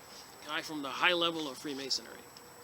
Signor Massini, aged 65, was overbearing in conduct, very self-confident, and gave the impression of a man who was used to lording over its people. These are the people we have in charge at high levels. They are used to lording over the people. In fact, he was one of the highest-ranking venerables of the most important Freemason lodge in Europe, and also a member of the most influential Freemason organization at world level, the Bilderberger Group. We've heard of that, most people. Signor Massini was a member of a very old noble family of royal descent in Italy. He's a royal family. Imagine them with their occult knowledge and abilities. In those castles, apparently there's some kind of freaks who abduct young children for pedophilia sex, human sacrifices, drinking the blood of a scared victim, apparently create some kind of euphoric state that maybe puts them in touch with the occult demonic beings. They drink, they have to really scare some victim that they're going to sacrifice. And it releases some kind of hormone into the blood, apparently. Just bringing this into common sense reality from stuff I've studied. And then they drink that blood with the fear hormone released in that person's body. And that person goes into some euphoric state. And at least we forget, like the Indians out west in America, or the Peruvians, or the Mexicans, or even in Europe, they used herbs and drugs and vines and flowers and opium and stuff to go in altered states, the shamans, to leave this dimension, to go into other dimensions, to seek cures and assistance with tribal problems. We've gone over this in books, and we're going to go over this again. We'll go over these things, and over these things, and over these things, book after book. And at some point, you're going to say, Rick, that's 100 books, and it all seems to jive. That's my aim. What could be the nature of that mysterious influence that had broken even through the highest political circles of state? So how could this high-level Freemason force his government to have a private meeting with one of the high-level security officers? It gave the impression of an intervention by an external power that was imposed on the Romanian state. I can say we have an external power imposed on the USA, and apparently an external power imposed on the EU. And even Prime Minister Sharon of Israel said, don't worry about the USA, we control the USA. Prime Minister Benjamin Netanyahu said, and Finks Bar, please go look it up and don't believe me, President Benjamin Netanyahu Finks Bar, that he hates America. They're going to sell America off piece by piece until there's nothing left. Why? Because they hate us, and we're going to regret not wanting to be their slaves. Benjamin Netanyahu says that in Finks Bar. Somebody had a little recording device. He was talking to somebody. The encounter between the two, between this Freemason and the security officer, was to reveal the most sensational account of occult truths that are nevertheless manifest more and more in the daily lives of people throughout the world. Page 117. In our view, people belong to one of two categories: those who can be manipulated and led around, and the great majority belonging to this category, and those who have certain virtues, are gifted with certain powers, and have a very strong personality. And whose opinion do you actually represent here? So there's two types of personalities, categories of people. Those who abuse, and those who are being abused. Those who can be manipulated, and those who manipulate. We've said this in other books, other authors. And they use all this mind control TV and all this other stuff these days. Agenda 21, global warming, climate change, terrorism, threats of plagues, economic destruction and fear, to mentally mind control us and put us in a state of fear. It's all intentional. They have plans. That's why they want to disarm the USA people. Look in France. You can't even carry a knife. Never mind a gun. Look at the massacre. So being disarmed doesn't save anybody. And a lot of pundits on a lot of websites have been saying that. So the senior intelligence officer, who was psychic, asked, whose opinion do you actually represent here? He says that up to the person who came to interview him from the high-level Freemasonry. And it says here,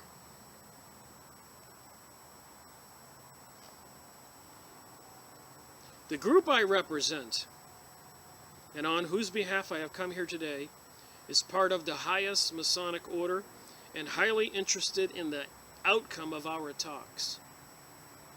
I am aware that some things about Freemasonry, the security officer said, the organization is built on the pyramidal hierarchy, has very occult initiation rituals, and its real intentions are obscure to most people.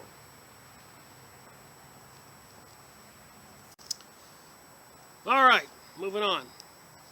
So anyways, this high-level Freemasonry man says, I am a master of the most powerful Masonic lodge in the world. And while this must remain a well-kept secret, and I'm just skipping over stuff here. Hope this is interesting. We have requested this meeting using our power and connections because we are fully aware of your force and abilities by which we set great store, particularly if they serve our interests.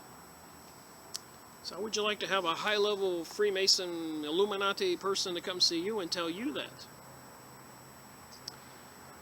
So it belongs to the Bilderberger group. You are far away from this hierarchical position, and moreover, you will never be able to be part of the group. So apparently this security officer asked him if he was inviting him to be a member of the Bilderberger group. And he says, you are far away from this hierarchical position, and moreover, you will never be able to be part of this group.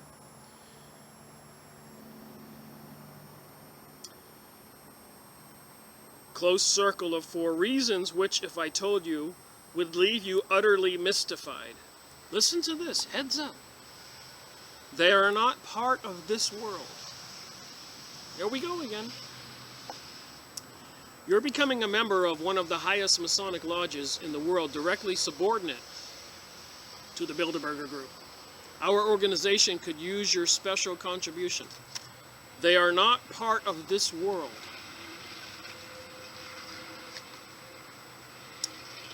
Remember UFOs, aliens, the pyramids, the Sphinx, the hieroglyphics, Ecuador, Eric von Daniken's book, The Gold of the Gods, those templates we went over, the aliens, symbols, they are not part of this world.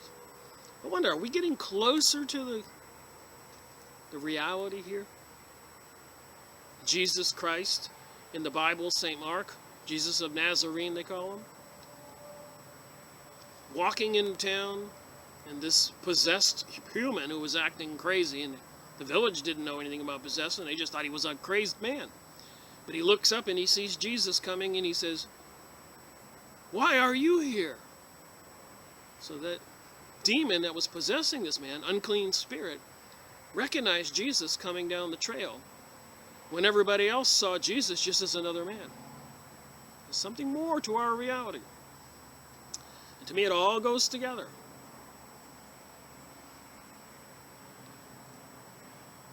Our organization could use your special contribution. I'm saying to this guy, this security officer in Romania, who has these psychic abilities. There is a secret council at the level of this lodge that makes proposals for the main lines of action in the world which the Bilderberger group then assesses. It works like a sort of feedback loop. You would be an important driving force in that council, and you could acquire anything you had ever dreamed of in this world. Rule over everything you want, wealth, people, luxury, laws, and even governments. Nothing could stop you. This is what the Freemasonry leaders tell this security officer who has psychic abilities. And to be honest, there is no option for you but to take the offer. There is no other option for you but to take this offer. In saying that with unflinching self-confidence, the Venerable Mazzini made a specific gesture, stretching his hand as if cutting through the air. Like they do in the Freemasonic lodges, this means cut your throat, you'll be killed. Complex though it appeared, the problem had only 2 obvious solutions. Either he took the offer, this is the security officer contemplating, which meant membership in the Masonic organization and quick promotion to the highest levels, or he could turn it down, which would trigger an unpredictable chain of adverse consequences for both himself and for the activity of Department Zero, the department created to... All right, moving on this winter day, November, 17th? Tuesday, The occult truth about Freemasonry. See what it says? I'm only doing my highlighted portions. See how little I'm doing? It's a lot more here to read. Get the book. It takes time for everything to fall into place.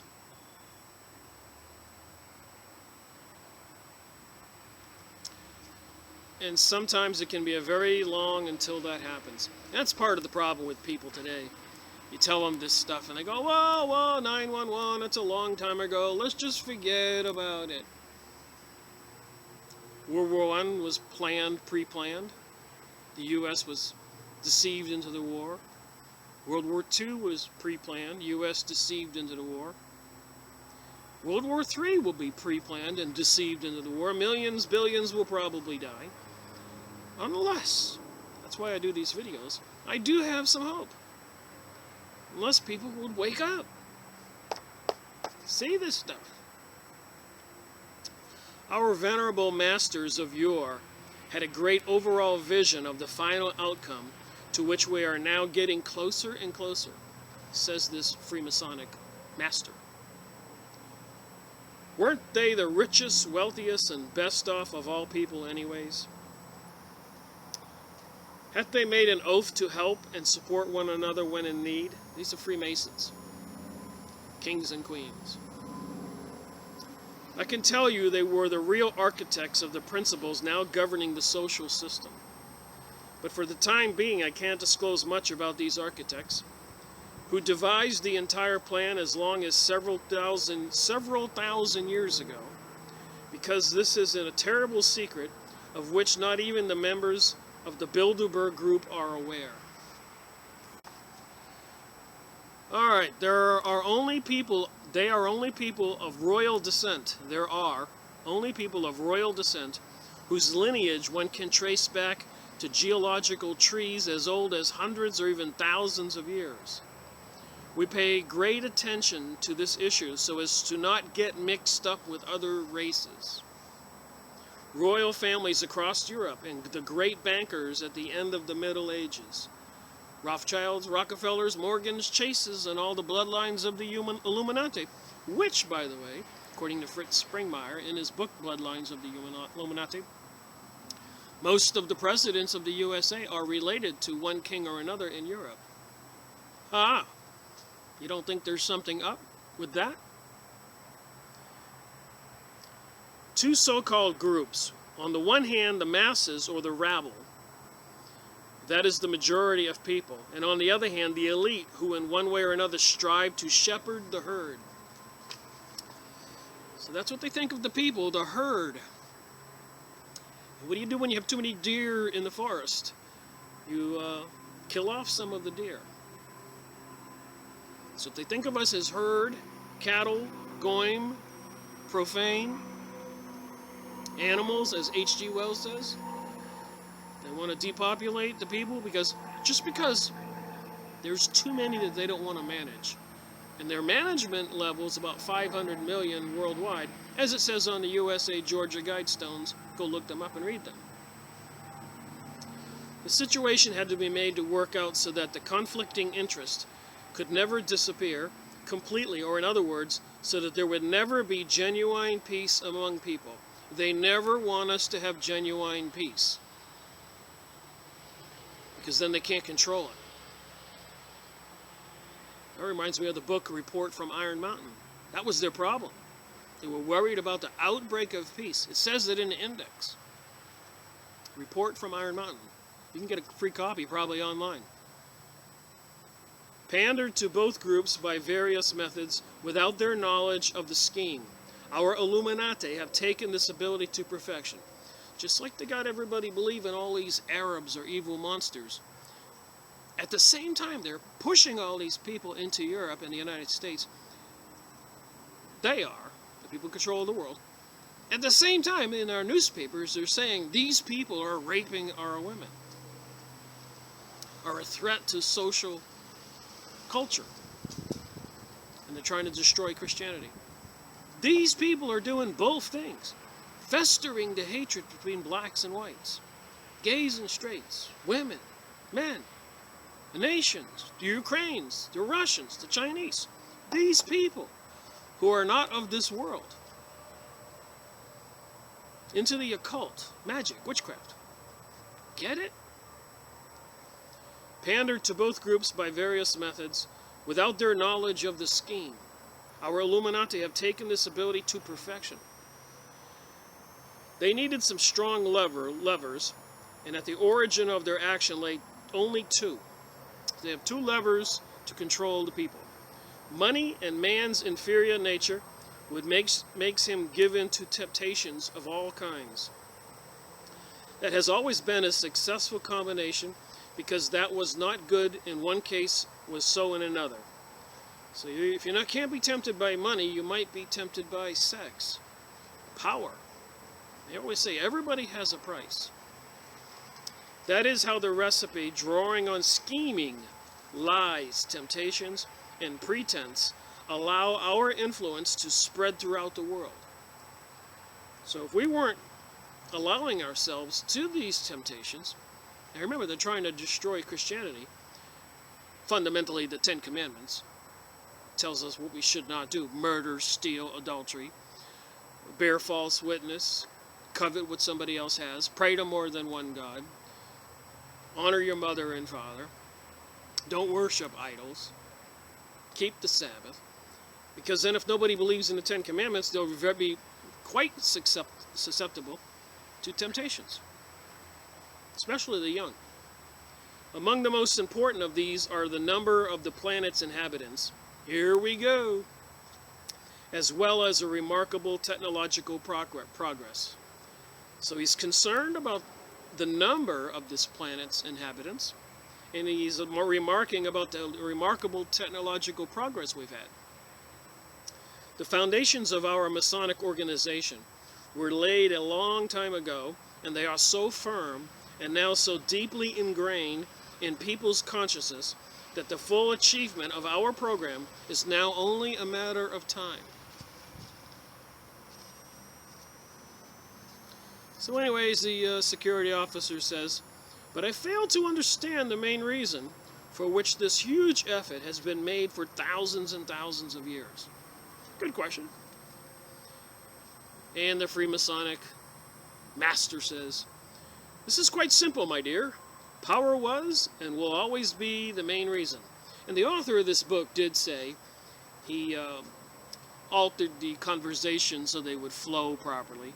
So these probably weren't the exact words that went on, but probably as the security officer dictated the material to this author, this is his translation so that it would flow nicely in a book for you and me. Just FYI. Power was and will always be the main reason. What else could we possibly want after so long a time? Aha! So it's all about power. Money. Almost all the money in this world is ours, and thanks to the banking web we have been weaving for past centuries. Since civilizations thrived, we have been intent upon creating a social system where people fully depend on their income. More money, more and more money. That's the name of the game, a fixation that had to be spread everywhere. But in order to have money, one must produce, and in order to produce, one must work. And work requires time. These are the terms of our equation, which in fact is a vicious circle, a puzzle with no solution attached. The result was that people ended up working themselves to exhaustion for us, always under the spell of more and more money. Which reminds me of something funny. I take my time and I read books, and I do these videos, and I did a lot of comments for many years on reading press releases. Before I was making videos, I was writing essays on comments on press releases. Got thousands of disc material, and reading magazines and videos. But every now and then somebody would email me or comment on my comment and say, why don't you get a regular job like the rest of us? You know, you never had to work hard in your life. It seemed to me somebody who was monitoring me knew I had owned a business, and I live a very frugal life. Try to watch my money. And I was able to spend a lot of my majority time not going out playing like a lot of people might do since I started this research. But it just surprised me that these people seem to know me a little more than they should, who I was on the internet. I do use an alias name. I don't want to mix my business with my research. And a lot of authors use an alias name. Moving on. Even if 10 or 100 people who are not members of our lodges get extremely wealthy, they are not a threat because they are discrete entities who do not pursue any definite large-scale goal. So a lot of people who become very wealthy are aware of the situation worldwide and don't really want to rock the boat. Of course, we are careful to lure most of them to our organization from the very beginning by their brilliant careers and thereby increase our power. Those who turn down our offer can't hold out on their own for too long. See what I'm saying? They keep everybody chasing money so you can't think. If one way or another they become a threat, we join efforts to force them into bankruptcy. But the huge financial machinery we have built allows us to redress the financial balance quickly through increases somewhere else. This aim is to bring down the person in question. So anybody who gets in their way, they want to bring them down. Usually when they are just about to collapse and feel lost beyond retrieve, the tactics are to give them a second chance to take the offer they initially turned down. So they'll try to bankrupt somebody, and just before they're ready to really crash and burn economically in their lives, they will be offered a second chance to be part of the Illuminati Freemasonic cult to dominate the world. Most often they accept, and then of course their personal business makes a spectacular comeback. We'll always stand to gain, whether it be an influential politician to further our interest, which is the most frequent and almost easiest case to fabricate.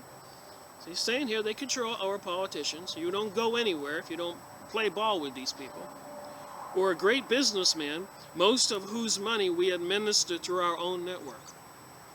The family which we have chained to an infinite set of dependencies, jobs, houses, comfort, cars, bank loans, long-term contracts, obligations that sometimes extend over 1 or 2 generations of the respective family. The role of a vicious circle is to make people dependent, because when this happens, they are no longer free. And you can believe the Clintons and the Bushes and all those people, politicians, are under their control. Or like Kennedy, they would be assassinated. Remember, 7 days before Kennedy was assassinated, he said there was a secret conspiracy, a group of people operating behind the scenes, bent on some secret goal that he was going to expose. And he's dead 7 days later. Dependency automatically triggers a sort of enslavement or limitation. And we need people to be as limited and mechanical as possible in their actions, which must, it's getting a little cool out here, become almost stereotypical.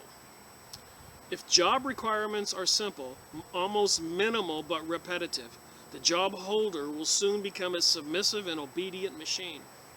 So they're designing it this way. We do not want people to think too much. Thinking can become dangerous and spawn ideas that run counter to our goals. We have thus allowed technology and innovation to capture the attention of the masses by means the lack of which would be synonymous with catastrophe today: television sets, telephones, and computers. So they capture the attentions of the masses. Our idea has been a howling success because apart from creating addictive to these technological means, it has also given us control over the spread of information. So why do you think they did that France terrorist act? I wish to change public opinion worldwide.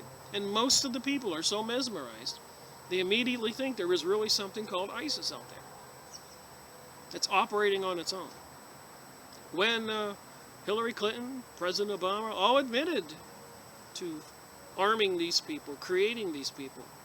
They wear masks and hoods, and so then they do atrocious activities, beheadings and all that, all for public consumption. At present, due to the characteristics of our times, information ranks first as a tool for action in the world. It is then simple to anticipate the next step.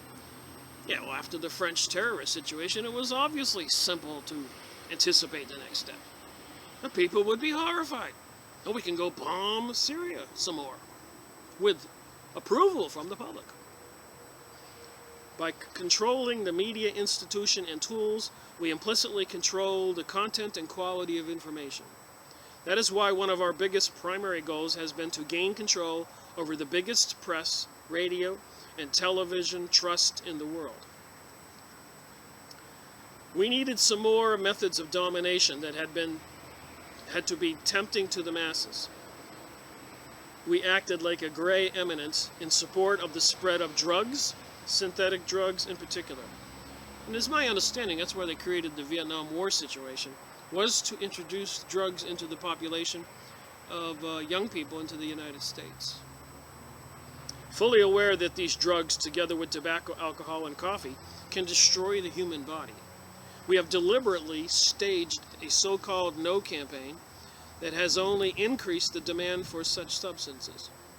So they say just don't say no, but yet they're marketing it even more. Same people. All this seems to be a concerted attack against humanity, says our investigator friend here, our intelligence officer friend here. And anyways, the Freemasonic master says, it is difficult to control and coordinate more than 6 billion people. See what I'm saying? It is difficult to control and coordinate more than 6 billion people. You must understand that the more dispersed and confused a crowd is, the easier it is to maneuver. And if in addition, it does not go above a certain number of people, then things are quite simple, and given a mental manipulation technology, the mental manipulation technology, now available to us, therefore, what difference do you think it makes if several million people die on a daily basis? So they want several million people to die on a daily basis to get the numbers down to a manageable level. This is what he says here. Most of them from drug-related diseases. Just notice in the news today something a little shocking, maybe not to some people, but apparently Charlie Sheen has come out and declared he has AIDS. Think about it. The programming of 2.5 Men. Seinfeld, sleeping with a different woman every show. The promiscuity they're programming. You see what the result is? Charlie Sheen now has AIDS.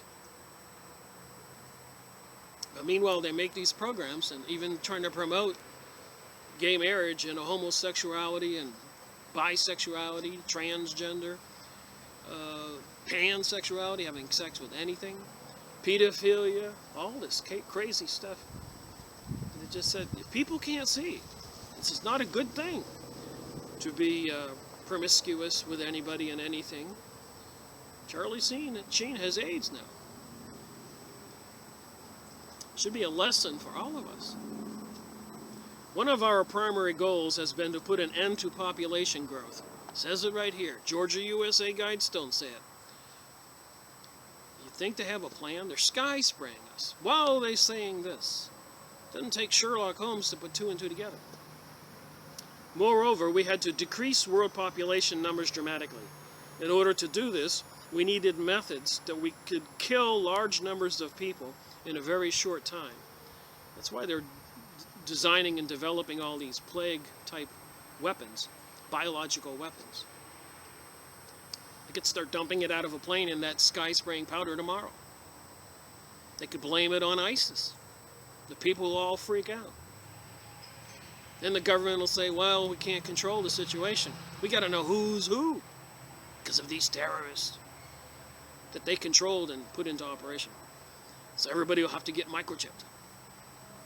We have financed top secret research projects for the production of deadly viruses. That's what it says here.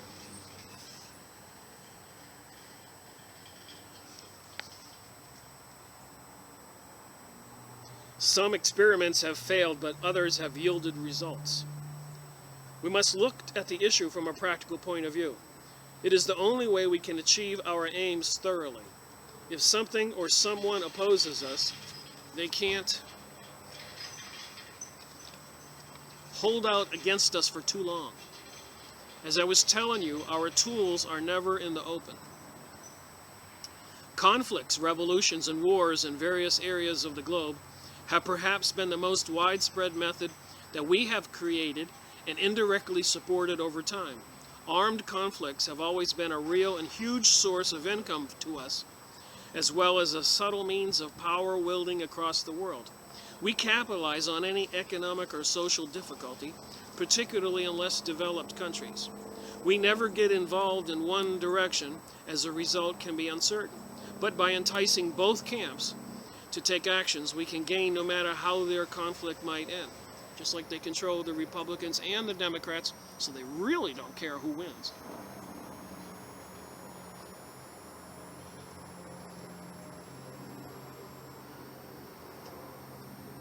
Our times lend themselves particularly to ethnic and economic conflicts. You see? These are simple to trigger. You see? Last long and bring into play numerous other interests on the part of the most powerful but rival states. Eventually, the respective war becomes a war among the great powers of the world, and unless a nationally limited cause. Almost all of the big international bodies, whether they are political or military, are of Masonic origin. So almost all of the international bodies, whether they be political or military, are of Masonic origin. The UN and NATO, to name only two of our most influential tools, have turned out to be the most welcome decision on our part. So the United Nations and NATO are their tools.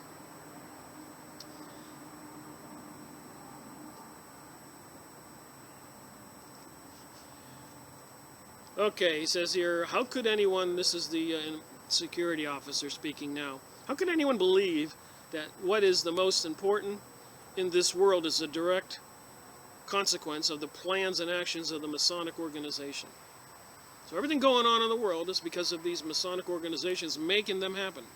From all my research and my books and materials and videos and magazines and press releases, like the French terrorist situation, it certainly seems likely. And so. Alright, this is one of the linchpins of our doctrine. Indeed, my way of presenting things to you makes them seem so absurd and grotesque that the accusations that might be brought against us would seem utterly hilarious. So they said, nobody's going to believe this. In a way, this is the core of our ideology. Follow the plan, but at the same time make it all seem as if opposing such a plan. So they're public in our newspapers. They oppose something that they're really supporting, as we all know. They kept trying to make Obama to be a hater of Israel. But his actions, what he did, showed him to be a lover of Israel, or under their control, a puppet, controlled by the puppet master. Thus you can understand more easily why we don't want media attention, honors, fame, or public recognition. Our success lies in being a group. For whole Freemasonic organizations of all the different lodges, Rosicrucians, York Rite, Scottish Rite, Grand Orient, Jesuit organization, Zionist organization, I could go on and on. Beware of the Rainbow by Constance Coombe lists thousands of organizations around the world, from the secret mystery school of Babylon, and for all practical purposes we're talking about witchcraft, people into the occult. And apparently they've been doing this behind the scenes, certain groups of people, for thousands of years. Mutual support and complete discretion are essential ingredients for our success. The rules and oaths of our organization are very strict, and penalties very tough. They'll kill you. Once you become the object of our attention, you can no longer escape it. The scope of your options is limited.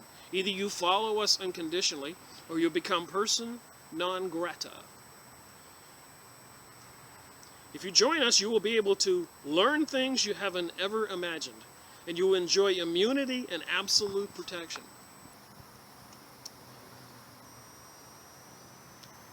In reality, you've got neither option nor time, because we are the ones who got the power. So to telling this security intelligence officer, you really don't have a choice here. So if you went and told anybody, who would listen to you without thinking you were a madman?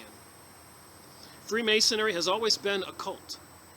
It would have been against our real goals to claim paternity over all the great ideas, social and cultural trends, ideologies, and forward-looking principles all over the world, although we are the originators of a large majority of them. Instead, we have opted for discretion, mystery, retreat, and backstage dealing. All right. Given the circumstances, imagine anyone going out in the world and spreading information I've just given you. Who would believe or listen to that person? And this is not me speaking. This is page 133 by this book.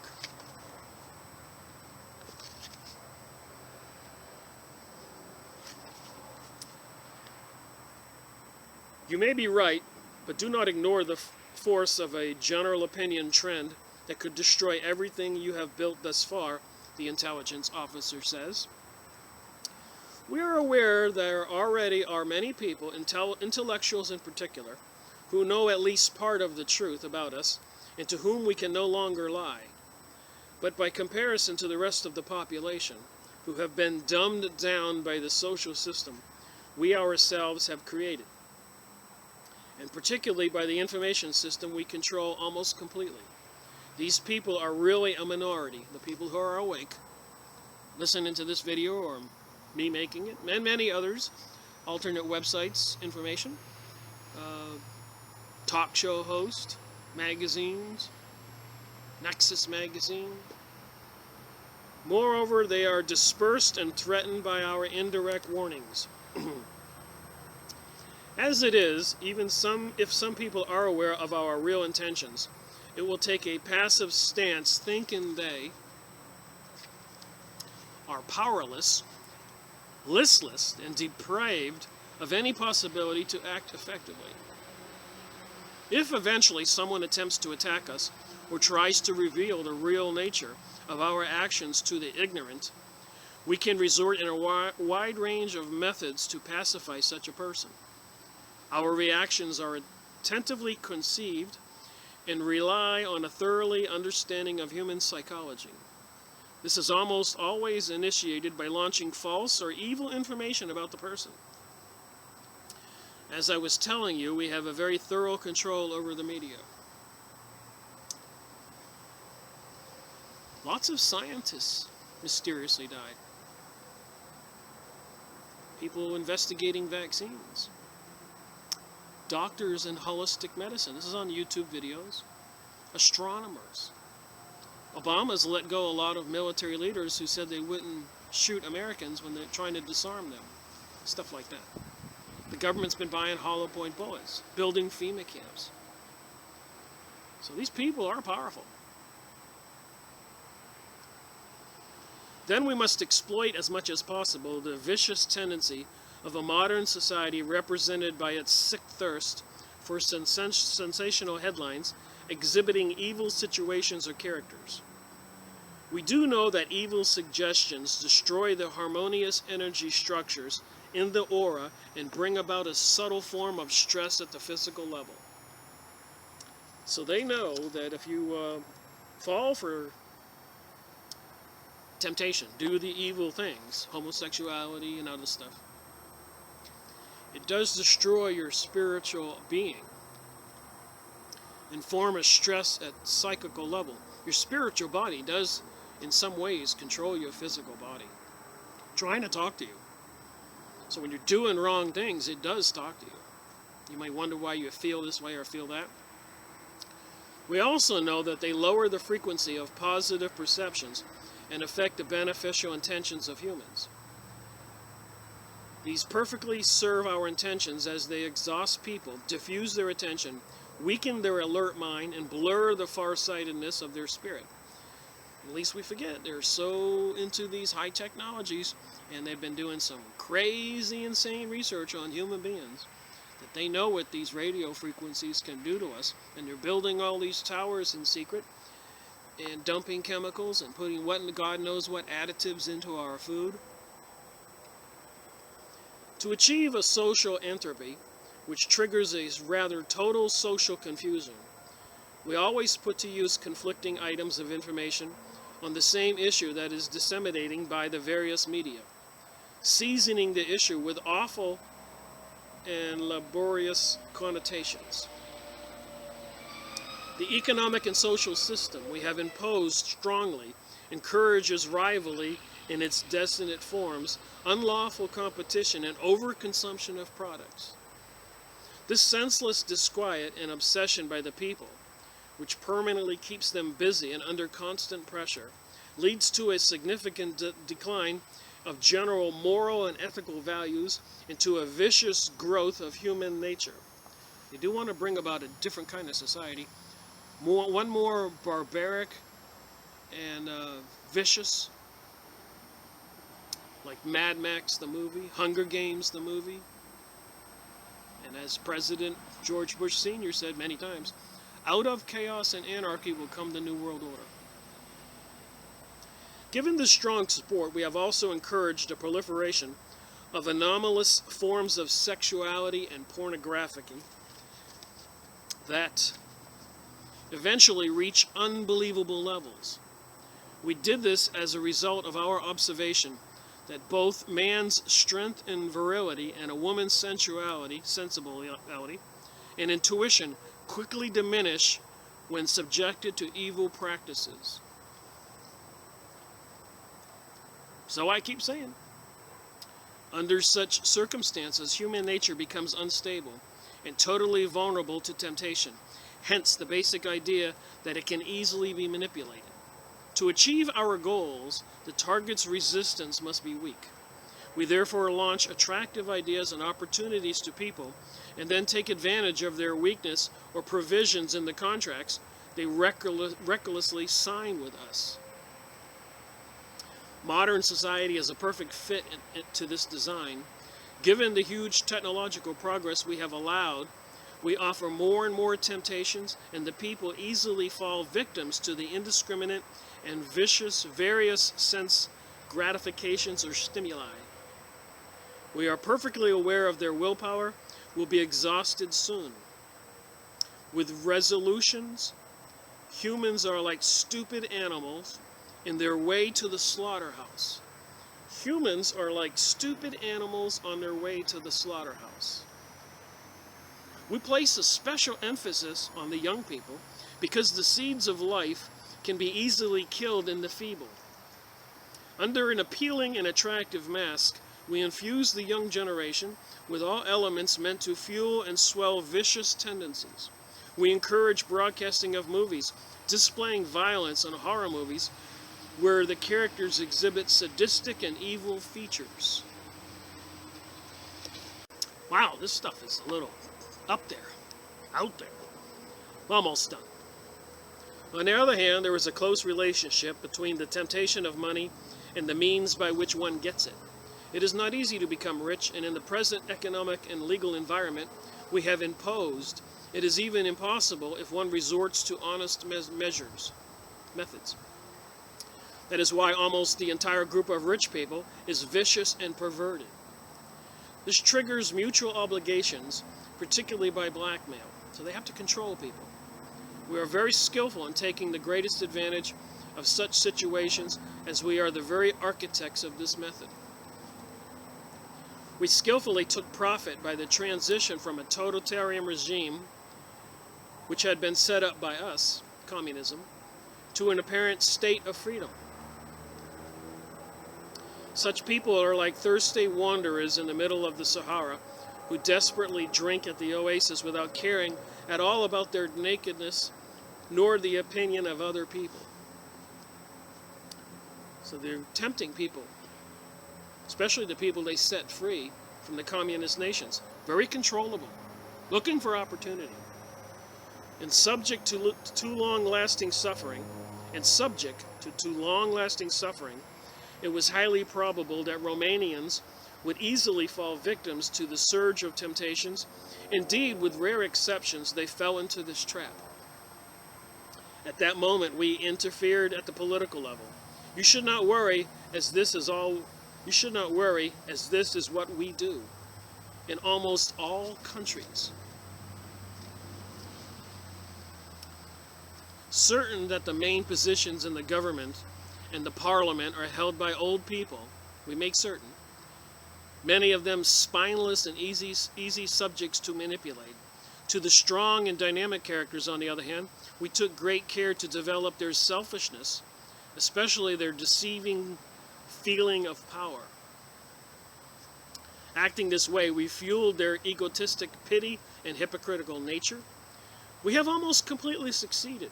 As a matter of fact, it was quite easy given the thirst for money and greediness of your politicians, all accompanied by their cowardice and deceitfulness.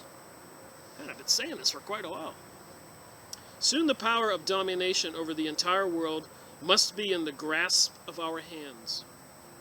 The elite makeup of our vulnerable Illuminati. Above all, there are the elite made up of our vulnerable Illuminati, whose design it is to take full control over both the entire world and each and every individual. We will only attain complete influence and control upon humans when we succeed in to supervise everything. Sustainable development, I keep talking about, Agenda 21. The collected forces and powers of the members belonging to all of our organizations will gradually lead to such totalitarianism when the individual freedom and autonomy is supervised from the point when a human being is born. So they're going to control everybody from the day they're born. They have all these high-tech technologies and mind control programs. To make sure of this and to experience the validity of the result, we invented as a mere experiment communism. The communist system was only appropriate for a certain period of time. It became inefficient later and even dangerous for our interest. We must create the illusion of something different. That's what they're doing now. We are expecting lots of social rebellions meant to change mentalities, goals, and the way of thinking. We are those who insidiously penetrate the main ideas of the new social system by means of the media, politicians, and by constantly creating new rifts in finances, particularly meant to strain the relation between people and their government. Welfare shouldn't be a general condition, but we want a certain strata of corrupted people. Oh my. What I'm telling you now is top secret in Freemasonry. But these linking rings are only known by our leaders, our elder Illuminati. The first rank includes those who have newly joined our Mason lodges.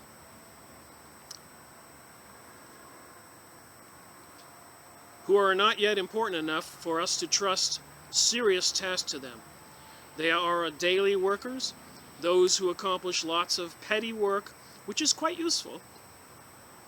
Yet as a whole, they prepare the stage for our great blows. So a lot of people will tell you, well, my uncle was a Mason, my dad's a Mason. Yep, they're being used. People belonging to this rank are particularly the newly rich and quite narrow-minded, pursuing titles, ranks, and social acknowledgement, so they know how to control people.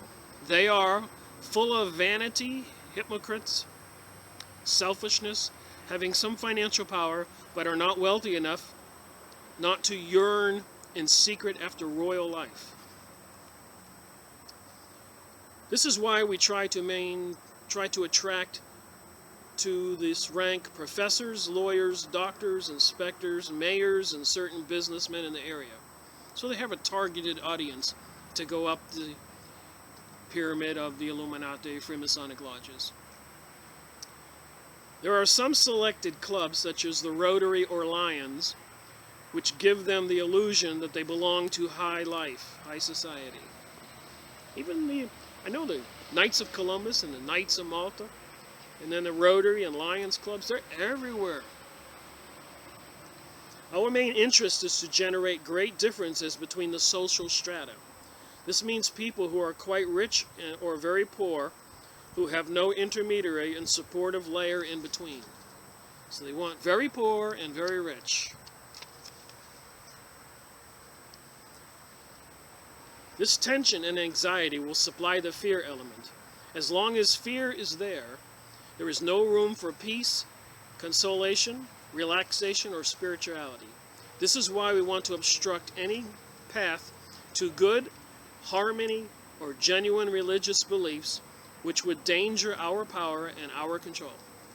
They have to destroy Christianity. The endless conflicts between nations are mostly grounded on religious divergences. Think of the corruption and cowardice of the Christian church, the Orthodox vanity, and the Catholic manipulation. Indeed, it is still us who have directed these things backstage. We give people the kingdom of the universal architect, who can really take good care of them. We give people the kingdom of the universal architect. This is who they're going to call the new God, who can really take care of them. You call him the Prince of Darkness. That would be Satan and Lucifer. And with that said, I'll end this video. Thank you for watching my video. Rick Miracle reporting.